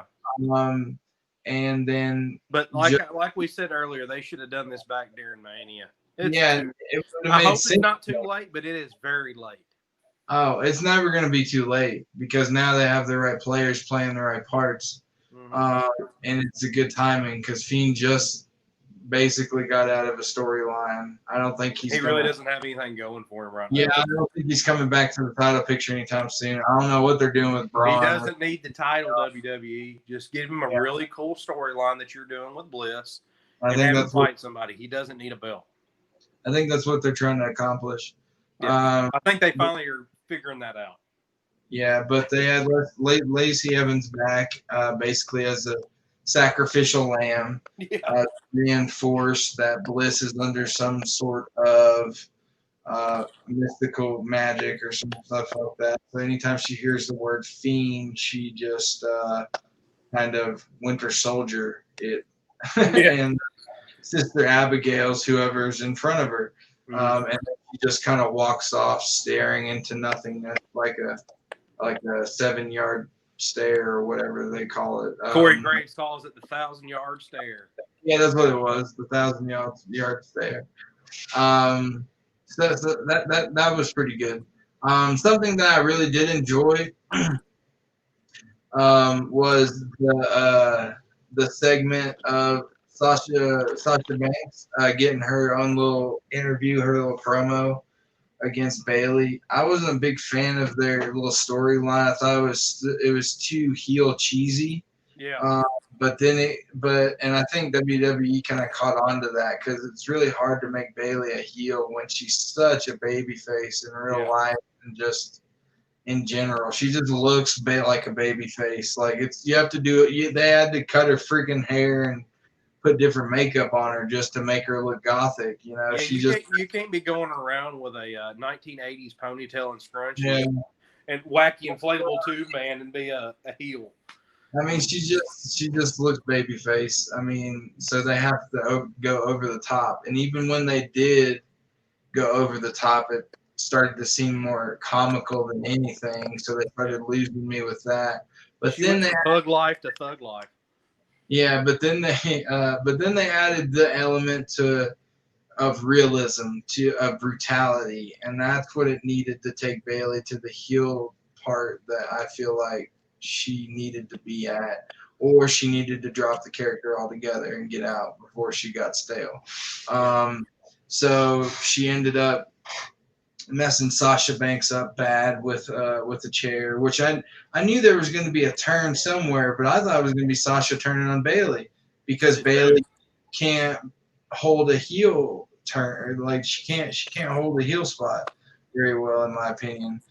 So I thought it was going to be Sasha bailing her out, and she can be the better heel, and then make Bayley a face again. But I was completely wrong. They did the opposite, which surprised me, but it worked out, and that surprised me as well because they had Bayley go to brutality and realism and rawness, and she finally was able to tap into that after just months of just borderline comedy, borderline sad heelness. But Sasha definitely did Bayley a favor with her promo this week by that tearing up and breakup crying segment.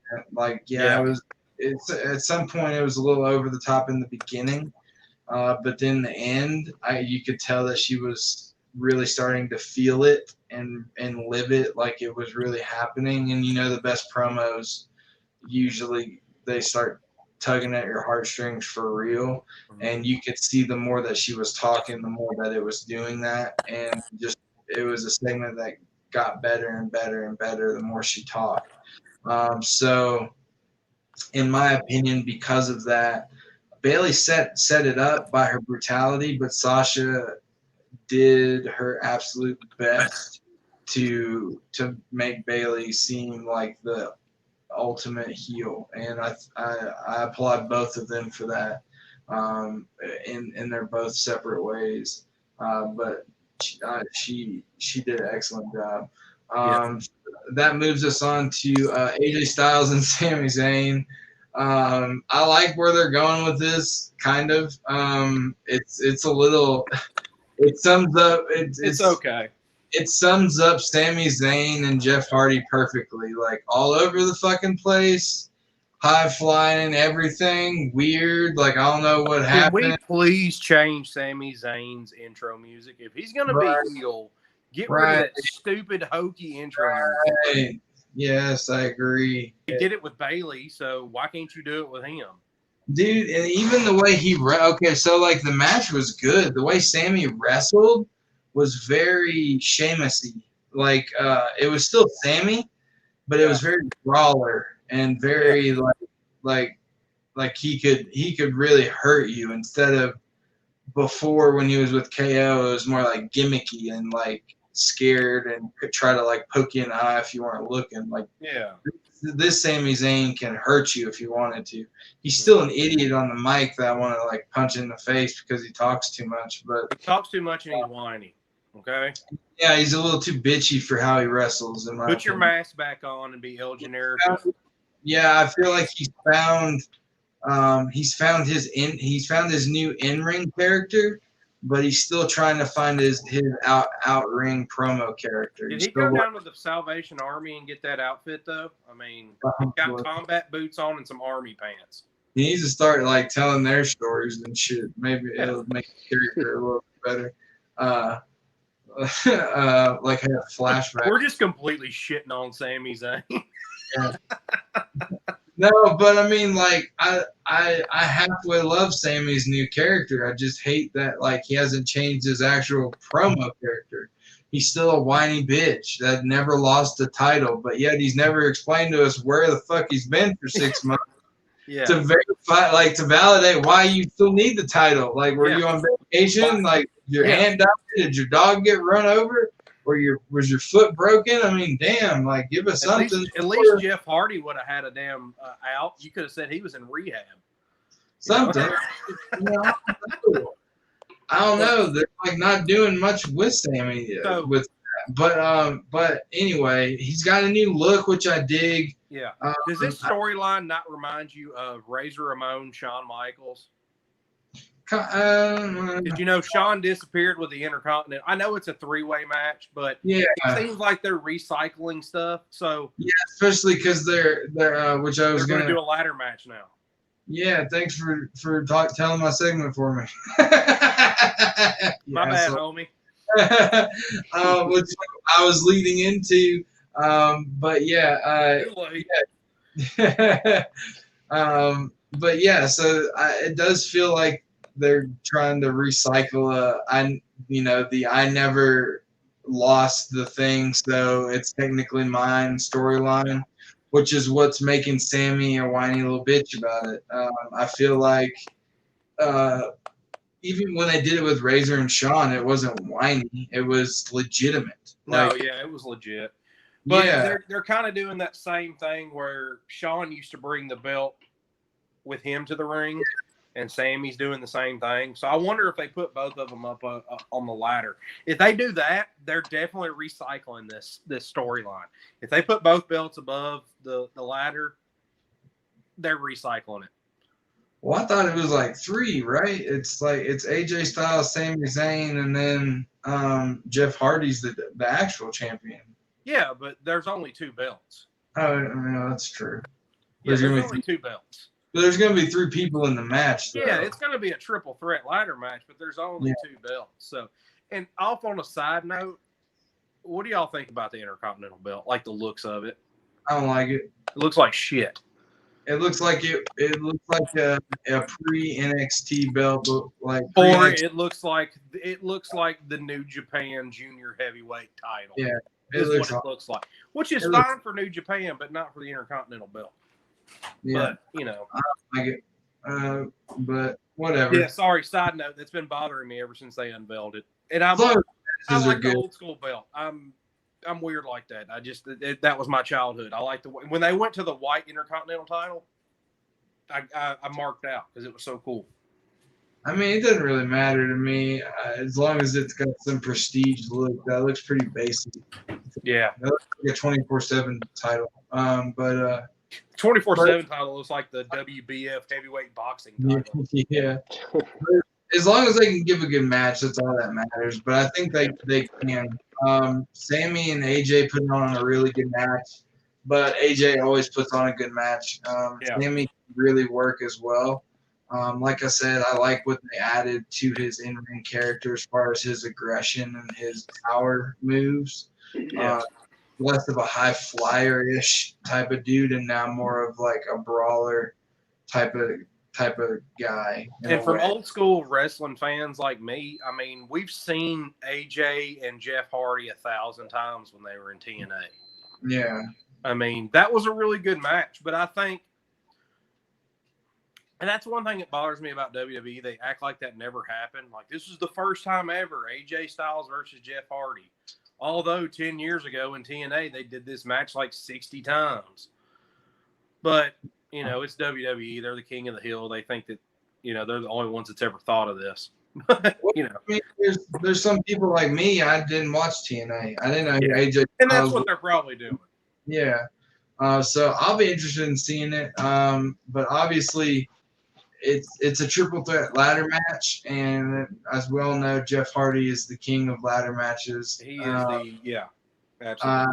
The de facto king of ladder matches, and the fact that AJ can do just about anything, and Sammy is naturally gifted, and he's willing, to sell himself out. He can always bring it back to the El Generico days and do that high flying style. I mean, that's what he does. That's what he made his name on. Yeah, so I feel like they all fit well together. Really. Or does Drew kind of low key look like Sami Zayn? A little. You got the beard and everything going. Just grow your hair out. Sammy Brown. I don't know. You'll have a different name next time you sign on. Drew Zayn. Maybe Halloween. I don't know. We'll see. So that culminates us to what I believe to be the best thing going in WWE right now of the Raw and SmackDown brands. Honestly, probably of even the NXT brand, even though I feel like I agree they are overall the superior brand. But the coolest storyline right now is the Tribal King or Roman Reigns. Yeah, I have to agree with that just because Reigns is heel and everybody's been wanting to see that for years now. Exactly. Again, Roman Reigns, Paul Heyman, they cut a great promo. And, just reinforced that SmackDown was his yard, his ring, his everything. His island. He owned it. Blah blah blah. He was the man. And then obviously it was the Samoan Street fight. So basically a tag team without the tag. With so Roman Reigns and Jey Uso versus Sheamus and King Corbin. It was a really cool match. I liked it. I enjoyed it. Roman actually wrestled the whole time. That was the one thing that I was surprised about. Yeah, he said he was going to wrestle the whole time, and he did. He did like 3 moves, but yeah, he was there the whole time. And it was what I really enjoyed. The match was good, but the most important thing is not the match because they're setting Sheamus and King Corbin up to do other things with maybe with Big E or something. I don't know, but I know. Yeah, can we talk about that just real quick? The backstage segment with Big E and Sheamus. Hold on. Hold on. I'll get to that because that excited me. So finish that point. But that really excited me. My favorite part of the night. So I want to end with that. But there I go. Get excited again, stupid fan. But the most important part of that match wasn't the match itself. It was once the match was over. So the finish was Jimmy hit Sheamus with the Universal title from the outside. Sheamus stumbles, turns around into a spear, and then, or I said Jimmy, I meant Jay. Sheamus turns into a spear from Roman, and then Jay does a Uso splash for the 1, 2, 3. Has the belt, was going to give it to Roman, but like fake, like he was going to hold it up like he was champ. Just kidding. Here you go. Just playing. And then Roman smiled and broke kayfabe, or kind of broke it. What I thought at first he was breaking because they were both laughing and hugging, and I was like, wait, no, you're screwing it up because you've been building Roman to be mega heel, like tribal council chief this whole fucking time, and now you're gonna have him hug and shit with his fucking cousin, but then after Jay left the ring and he was still celebrating and happy because he got a good moment with his cousin. You saw Heyman staring at Roman, and Roman was just staring a hole through Jay's head, like if and he you've gets ever, that angry kind of just super intense, like I'm gonna kill you when we see each other at Clash. You touched my belt. Yeah, like you can tell that like they tried to make this seem like they were brothers, they were friends, cousins, family.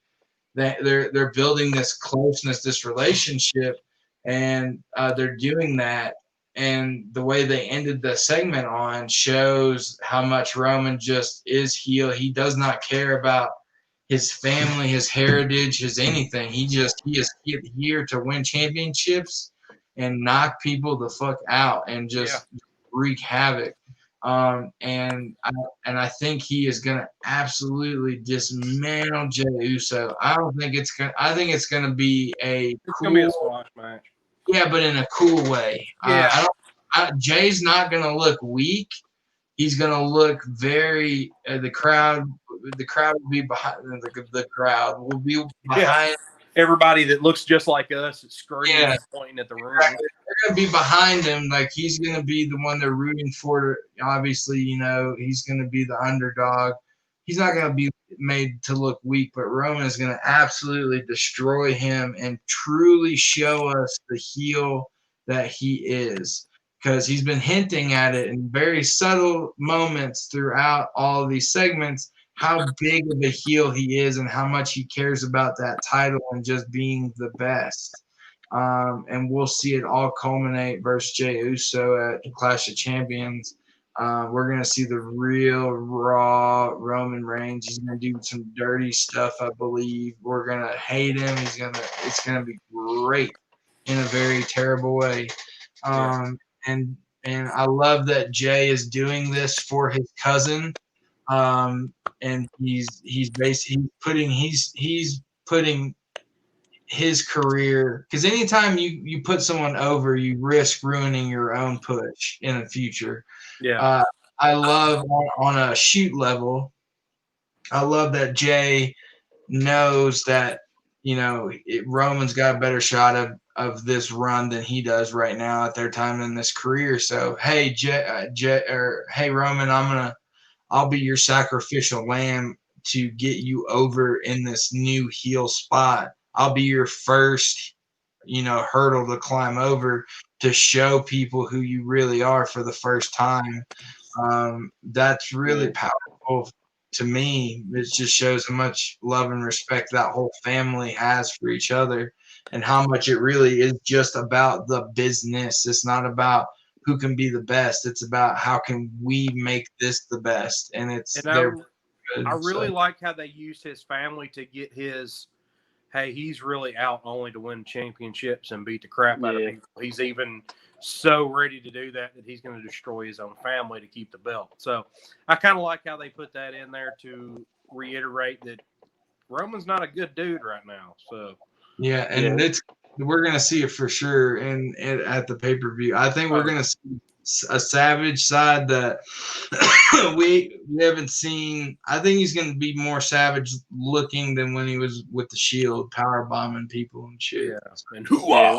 What better way to sell him being a true heel than turning on his own cousin, his own family? So basically his brother. I mean, they're technically they grew up like brothers. He's so close. They're basically brothers. But yeah, just if you can catch people at home, if you can catch a YouTube video clip of like the last 5 seconds of Raw, you'll see Roman's face when they cut to him as Jay's walking out celebrating, and that look Roman has just shows you that we haven't even seen the very best heel side of Roman yet. It's still coming. Scratching the surface. Exactly. They're slow burning this. Well, not real slow burn, but it's slow enough to make me excited. So, and to finish our segment, one of my favorite things, they are pushing Big E. I don't know for what, but I know it's with Sheamus, and you can't go wrong when you put two big tanks like that in the ring together that just beat the shit out of each other. So, Chad, since you've been excited to talk about this forever, I'm sorry, dude. I'm going to let you start off with it, and I will fill in, but I will just say one thing. I love the belly-to-belly spot on through the windshield, and Big E's intensity is kicked up so much. He has earned this singles push. So, Chad, I will let you take this away. Poor security guard. I know he's probably a developmental wrestler, and he's probably at the W. This is how they pitched it to him. Hey, I know you're at the Performance Center. You just started here last week. We're going to have you play a security guard on SmackDown. Little did he know he was going to take a belly-to-belly through a GM. I mean, right through the windshield. And I love Big E's intensity. But I wanted to be in that room when they sold that angle to that security guard. He's all super excited. Then when he gets done, he's like, God almighty, that was stupid. Didn't know this is what I was signing up for. Yeah, this is not what I was looking. I'm picking glass out of my ass for a week because Big E just slammed me through a fucking windshield. So, but all in all, I really like how they're building Big E up. They're making him look very angry and very strong. So they're going to have to maybe they'll do some kind of parking lot brawl match. I mean, we don't like gimmick matches, but I love a good brawl. Maybe they'll do that with him and Sheamus since they've been spending so much time out around cars. And for some reason, this week was terrible for cars. They were getting destroyed on almost every show. Yeah. I mean, AEW was knocking the hell out of windshields too with people's bodies. So it was a bad automotive week in wrestling. If I'm honest, and granted I am biased, I'm not a big fan of gimmick matches unless it's the right circumstances, like if you're trying to get their aggression over, maybe so. Like the first the Mankind Undertaker Hell in a Cell, even the first Hell in the Cell with Michaels and Taker. Yeah, that too, or the fire match with Taker and Kane. Pretty much any gimmick match with Taker in it. No, I was gonna say First Blood with Stone Cold and Bret Hart. I almost said Bret Favre. But Taker is the Bret Favre of wrestling, though. Yeah, he definitely is. But so I'm not a huge fan of gimmick matches, but what I would love to see. So, in my opinion, the people they first put you with when they first try you as a single push shows what they think about you. Keith Lee's first singles match in WWE was Randy Orton. Randy Orton, as we know, is super political, and he likes his matches perfect. He does not risk anything with anybody. If it's not going to work, he's not going to wrestle with you. He does not accept anything less than perfection. Yeah. So having Keith Lee as his first opponent, or Keith Lee having Randy Orton as his first opponent, shows the trust and respect level that Keith Lee has in the locker room. And I think his first two matches, right? Yeah, and then Drew McIntyre being third. The two big stars of the company or of that brand now, and you're putting. He wouldn't have gotten match 2 or 3 if he wasn't good in match 1, and he was only good in match 1. Number 1 because he's good himself, but 2 because Orton respected him enough to sell for him to make him look credible. But on the opposite side, since we're on SmackDown now. I feel like that's what they're doing with Big E. Big E's one of the people that they test you if you're a champion or not, if you're fit to be in that main contender spot. It's going to be Sheamus because he's been there so many times. He's been world champion, WWE champion. He's been all champions. He's won Royal Rumbles. He's won Survivor Series. He's done it all. He's main evented WrestleMania. He's got probably the WWE record for fastest WrestleMania win. Like, he's feuded with John Cena, with everybody. So Sheamus has seen it all, done it all. I think it's a perfect person to put Big E up against to see what he has. And their styles match perfectly. Like, they're both brawlers. They're big dudes, but they can run around. Their moves aren't identical, but they're both powerful at the same time. So I would personally, instead of a parking lot match or whatever gimmick match, just put these two bulls in the ring and just let them have a good mid-card slugfest. And I just want to see them bro kick and big ending each other out the ass until I agree too. Like, just with the way they've been setting it up, that was just I'd say just put a steel cage around them and just have them just collide in the ring and show what they can do power wise. Yeah. But that's just me. But yeah, they'll probably do some sort of like gimmick match. But I feel like in order to build Big E, number one, it's got to be Sheamus you've got to go against, because Sheamus is one of the measuring sticks in WWE if you can be a champion, because he's done as I was telling Drew when you stepped away, like, because Sheamus has held just about all the belts several times. He's been King of the Ring. He's won the Royal Rumble. He's main evented WrestleMania. He holds the record for the quickest world title victory in WrestleMania by kicking Daniel Bryan's head off in like 5 seconds.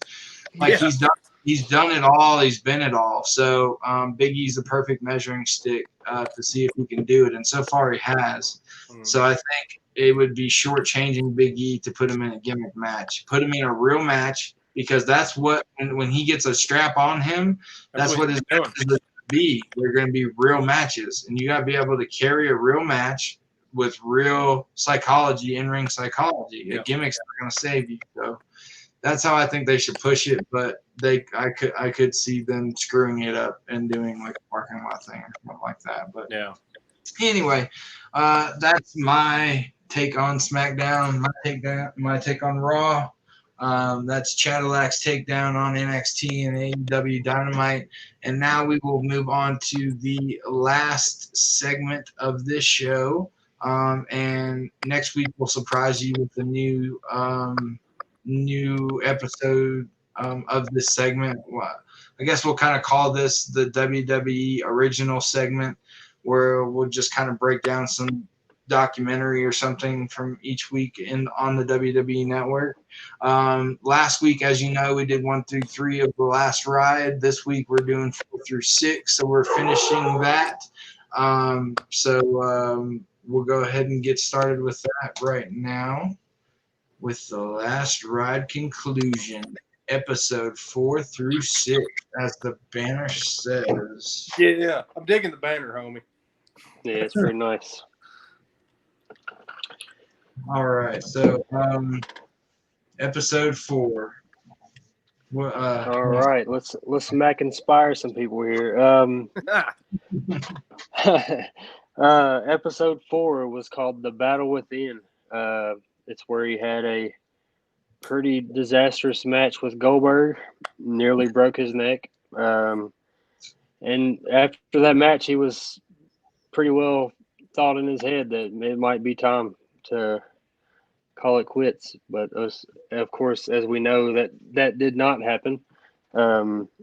So let's get into it.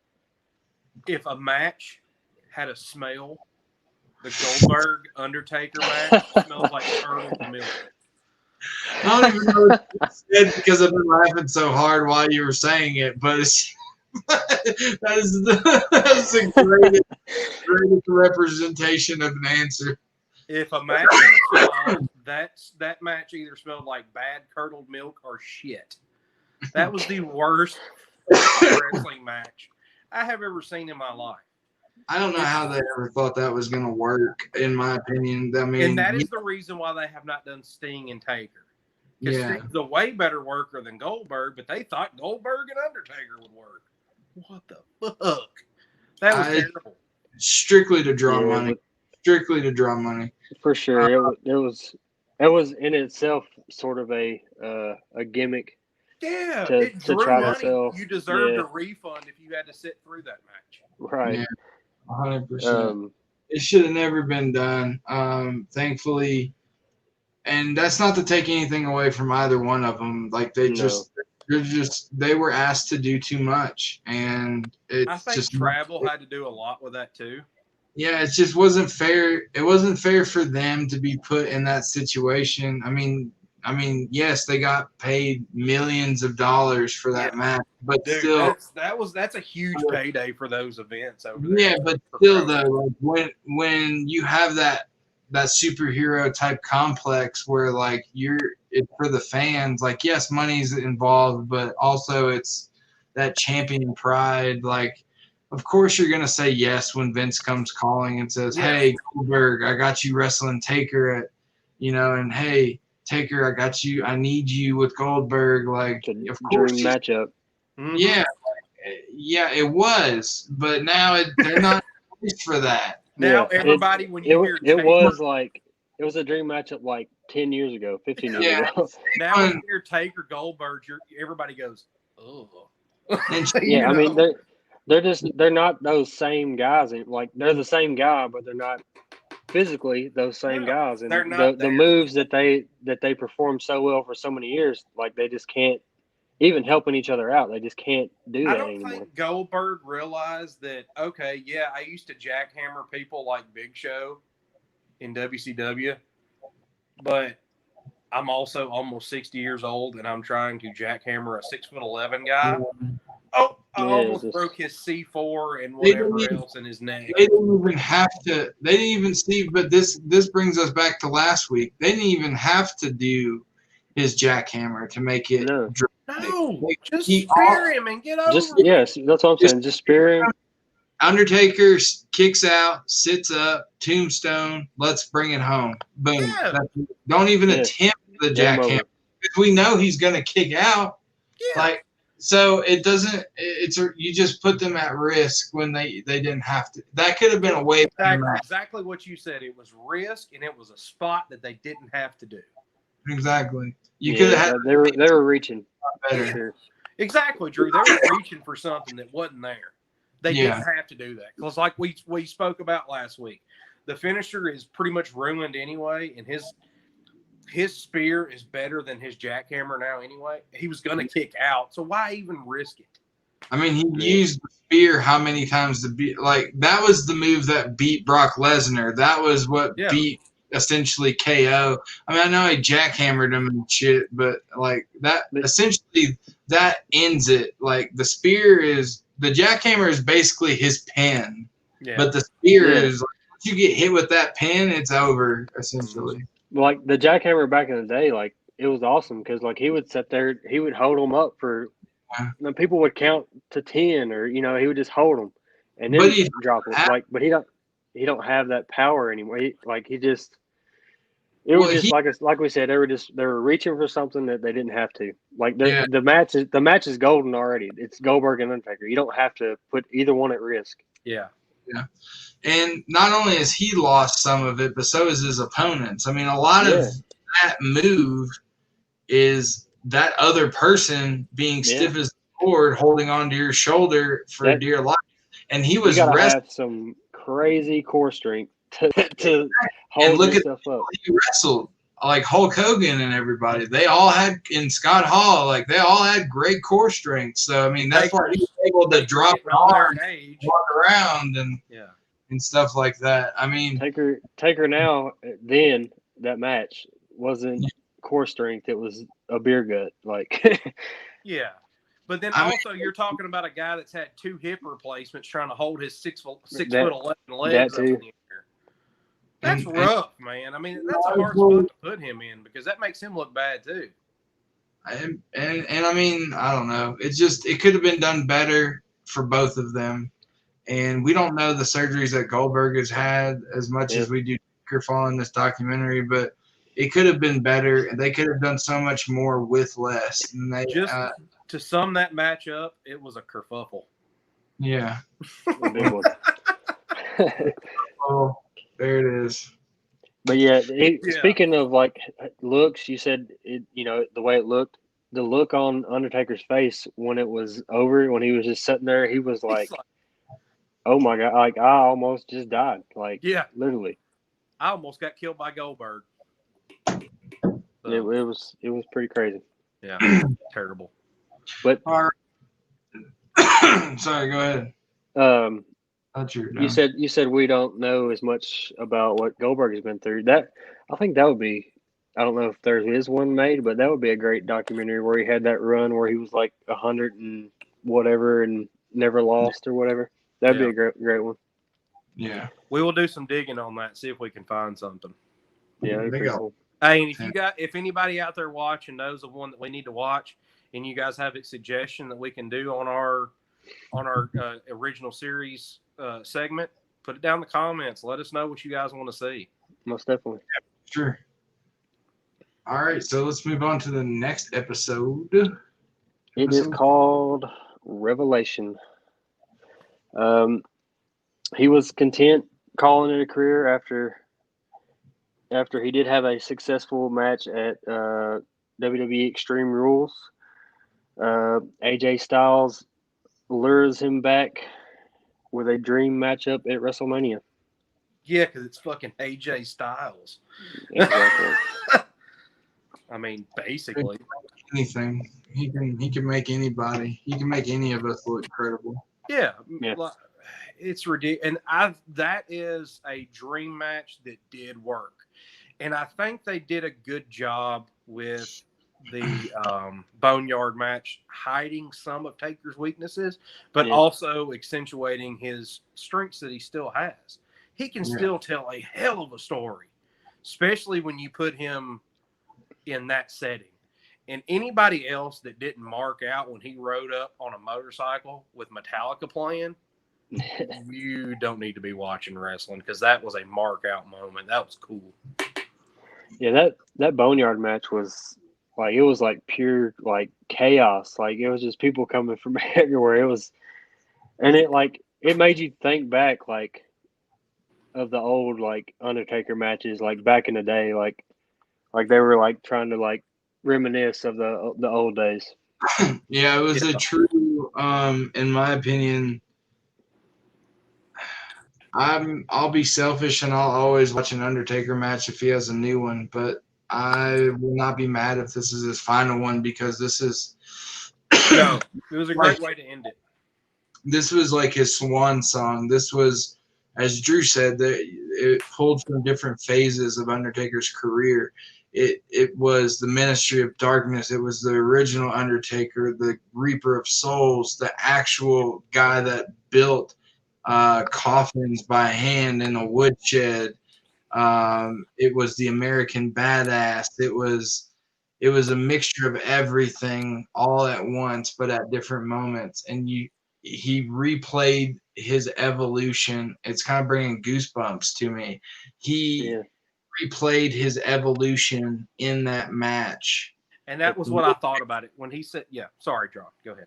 Well, with that match, and AJ Styles, he was the perfect candidate for that. Yeah.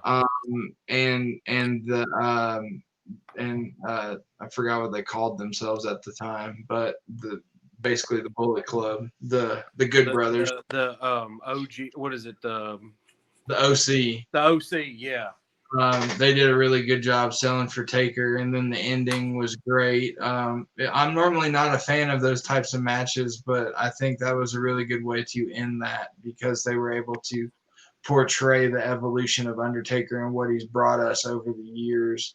Also, I find it very, very inspirational and crazy that he literally did all that, planned all that, rehearsed all that within 24 hours of realizing that his brother had passed away. Yeah. That was insane. I don't know if I'd have been able to have gone on, but not only, and it's just sums that up. That shows how much of a professional the Taker is. Yeah, I mean, but like we've always known that, but that's just culminates it. Even like it's just the ultimate personification of what everyone said over the years, that he is a performer no matter what. He did Hell in a Cell with Mankind with a broken foot. Probably his last WrestleMania, he did it within 24 hours of finding out his brother had died. Yeah. And then he still rehearsed it, filmed it, and did it perfectly, and then went about his life. So that's why I'm happy, like you said, that's why I'm happy with him ending his career on this match. He showed every shade of Taker that there's ever been on TV, and he gave the fans closure. Not only did he have closure for himself, but he gave, the way I feel, I don't know how you guys feel, but I feel like he gave me closure. I am completely satisfied with him being done, because I don't want him to have to continue on to prove himself. He's proved enough. I agree. Yeah. I think yeah. It was just cool to see, like you said, the original Taker that came out on Survivor Series with Ted DiBiase, that character kind of shone through. You know, the sadistic Reaper of Souls character, and the American. I geeked out because the American Badass. I'm sorry, that was my favorite, but it was just cool to see every bit of that. And you also got Mark Calloway in that match, because you heard him talking about, you don't talk about my wife. I will teach you a lesson. Don't talk about my wife. Yeah. You know, and it just proves that there's nothing scarier than a pissed off Taker, and that's what happened. And not only that, looking back at it while you were talking, not only did they replay us the evolution of Undertaker from start to finish, but they also paid tribute to some of his most iconic matches, the Buried Alive matches, the Hearst matches, all that, the match for Taker's motorcycle. Like all those matches, like not only did we see Undertaker from start to finish of his career in front of us unfold, but with all the matches that helped make him that. And plus it was really badass to see him punch through a window and be like, okay, no problem. Fuck I'm bleeding. It's a flu wound. It was like y'all said, he kind of came like full circle in one match. Yeah, like absolutely. And like I said, that's why I'm cool with the closure. He gave us as the fan closure, because everybody's been wanting to see the American Badass gimmick for the past 10 years. And he gave us what we wanted and a little extra. So I think one last ride. Yeah, exactly. Just like it says, you know, one last ride. But I think that's cool that we deserve enough of a closure that he wanted to do that. Yeah. It was when he popped up behind Styles when he was on that tractor, man. That was like that's Undertaker. Like, yeah, exactly. That was so cool. So and then moving on to episode 6, which is technically not part of the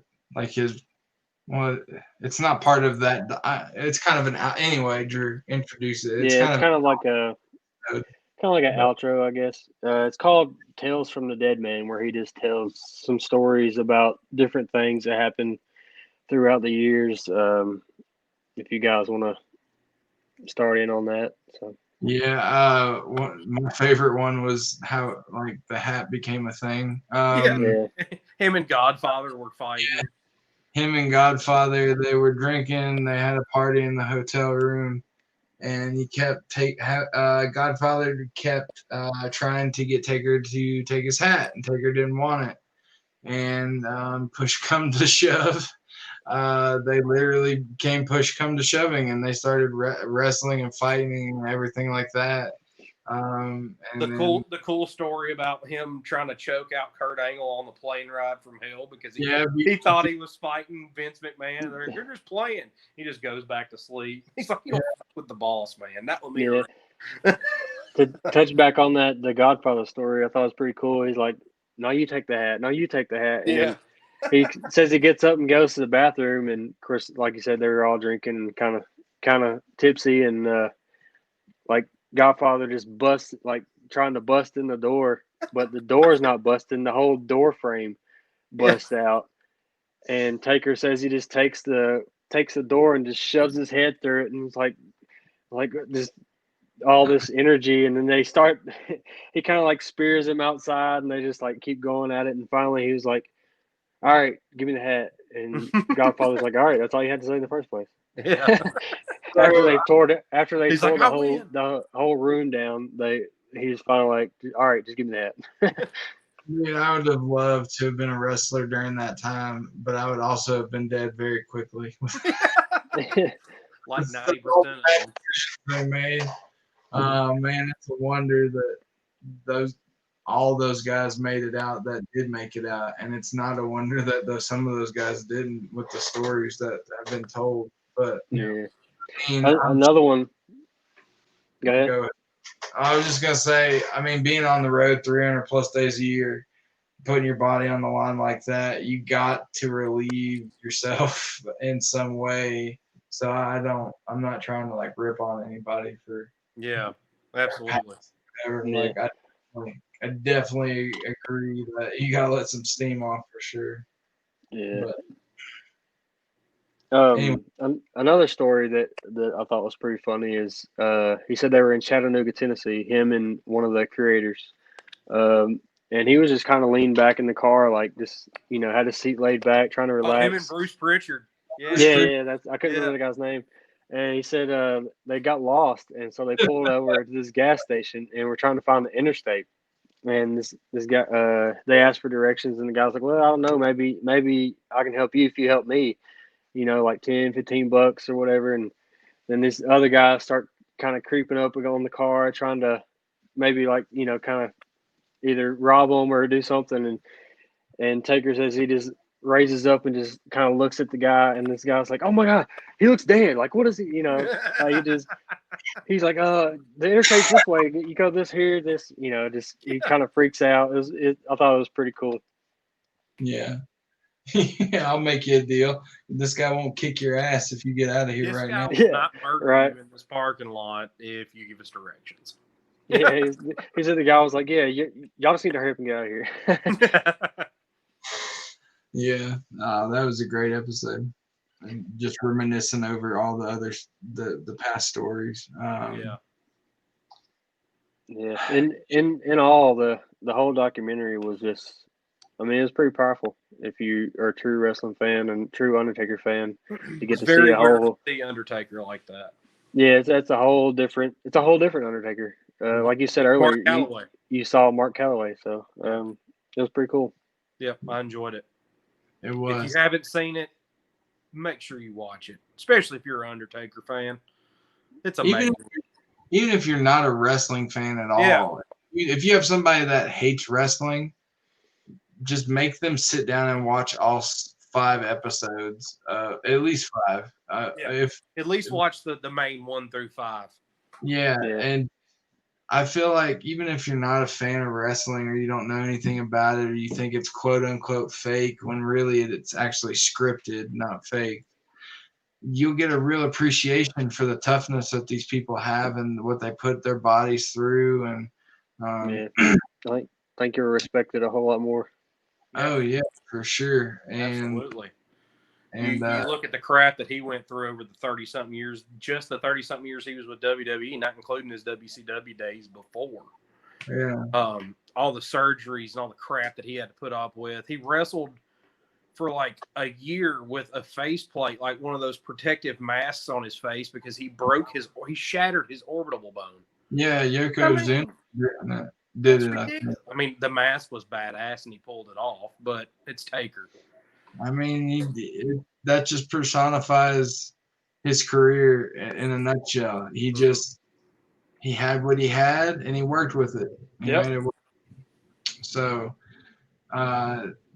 shout out to Undertaker, a great career. No matter what he did, he always seemed to reinvent himself in a way that kept him relevant, that kept his name the same, and also allowed him to be himself, and just part of my childhood, part of y'all's childhood, and even people that have never seen wrestling before in your life. It is really hard in any business, let alone professional wrestling, to get your name understood and recognized by people that have never seen a match in their life, but they know who the Undertaker is. Mhm. You know, like there's only a few people that's a thing for. Like there's lots of people who've never seen basketball but know Kobe Bryant or Michael Jordan or LeBron James. No one's ever seen a game. No one's ever seen a game of football, but they know about Tom Brady probably or Brett Favre or something like that. Yeah. You know, but there's it's those names that transcend their sport and go into pop culture. And like you said, like it was so much of our childhood. Like, probably and kind of embarrassing now, but like I can remember, you know, being in my backyard and setting up the belt in the tree, moving the trampoline under the tree and hanging the belt on the limb. Instead and of a ladder match, you had a tree match. Yeah, we had it was me, John, and my little brother, and we all like we went and got the wrestling CDs. You know, they had the entrance music on. You could buy. Yeah. Okay, and Attitude Volume 1 and shit. We played that. This guy right here, when I was 11 and 12, used to take an ass kicking. Yeah, dude, I'd get the couch cushions up and drop elbows and leg drops on his ass all day. Bro, we would get Drew's CD player. We would play their entrance music. Like I had Triple H's spitting water technique out to a T. Oh man, you couldn't tell us anything. And like in that particular time that I was talking about, where we pushed the trampoline under the tree and hung the belt up to have a ladder match, it was a triple threat. It started out as that, and then. I think my little brother was Stone Cold and I was Undertaker, or you was Undertaker, and I was Kane or something. I remember what it was, and we were doing triple threat. Well, me and John jumped up and grabbed the belt at the same time, and it ripped like literally in half. And we just looked at each other and we were like, "We're the tag champs," and like we just like start beating the crap out of my little brother on the trampoline, bro, that's creative. Yeah, that was what wrestling was as a child. Like, you know, like it was so much of our childhood, and just, like there's so many memories. So many. Two come to mind since you said that. Even when we got older and stopped wrestling on trampolines, I vertical suplexed you into my bathtub. Yes, like we literally hit porcelain, bro. It was hard. It hurt hard. And we then may have broke some porcelain. I don't remember, but one thing that got broken was a black light on my back too. We were wrestling. Yes, we did that.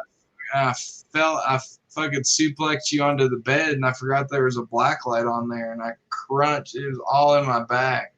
So technically, I have done gimmick matches. Yeah. And shout out to remember. I don't know if you guys remember this, but we had a party, and this was John when your bedroom was down in the basement. I don't know who it was, and I apologize now, that said I couldn't power bomb you. You got a power bomb on the concrete. I can't remember who it was, but sorry about that, because you got a full blown power bomb on the concrete. I guess you won't talk shit next time, will you?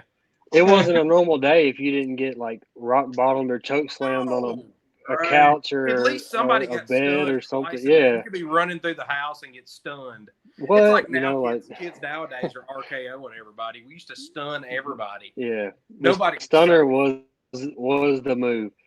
The pedigree, it was pretty cool. It was kind of harder to do, like harder to get somebody to go for doing the pedigree. Like I'm not going to let you smash my face into the ground. Yeah, Even the tombstone, I used to tombstone my brother all the time, but or suplex somebody into the pool. Yeah, like or a choke slam into the pool, or we don't recommend you do this, kids. Yeah, don't. Where just disclaimer: don't do the stupid shit we did when we were your age. Be nice. Well, now a lot of them are just KO moves and stuff now, like punches and knees and shit. So, definitely don't try this at home, kids. Just listen to us talk about it. Don't bro kick somebody in the face and have them go underwater. Don't RKO your cousins. Please don't. And I can't tell you how many times I've been in the figure four or the walls of Jericho. Dude, you know how many times I've been in the sharpshooter or the walls of Jericho? My back hurts just thinking about it. Yeah. So good time. Yeah, that was awesome. All right, guys. Well, we're about 2.5 minutes or 2.5 hours in. that went way longer than what we anticipated, but it was a lot of content. It was really worth it. Loved every second of it. Loved reminiscing.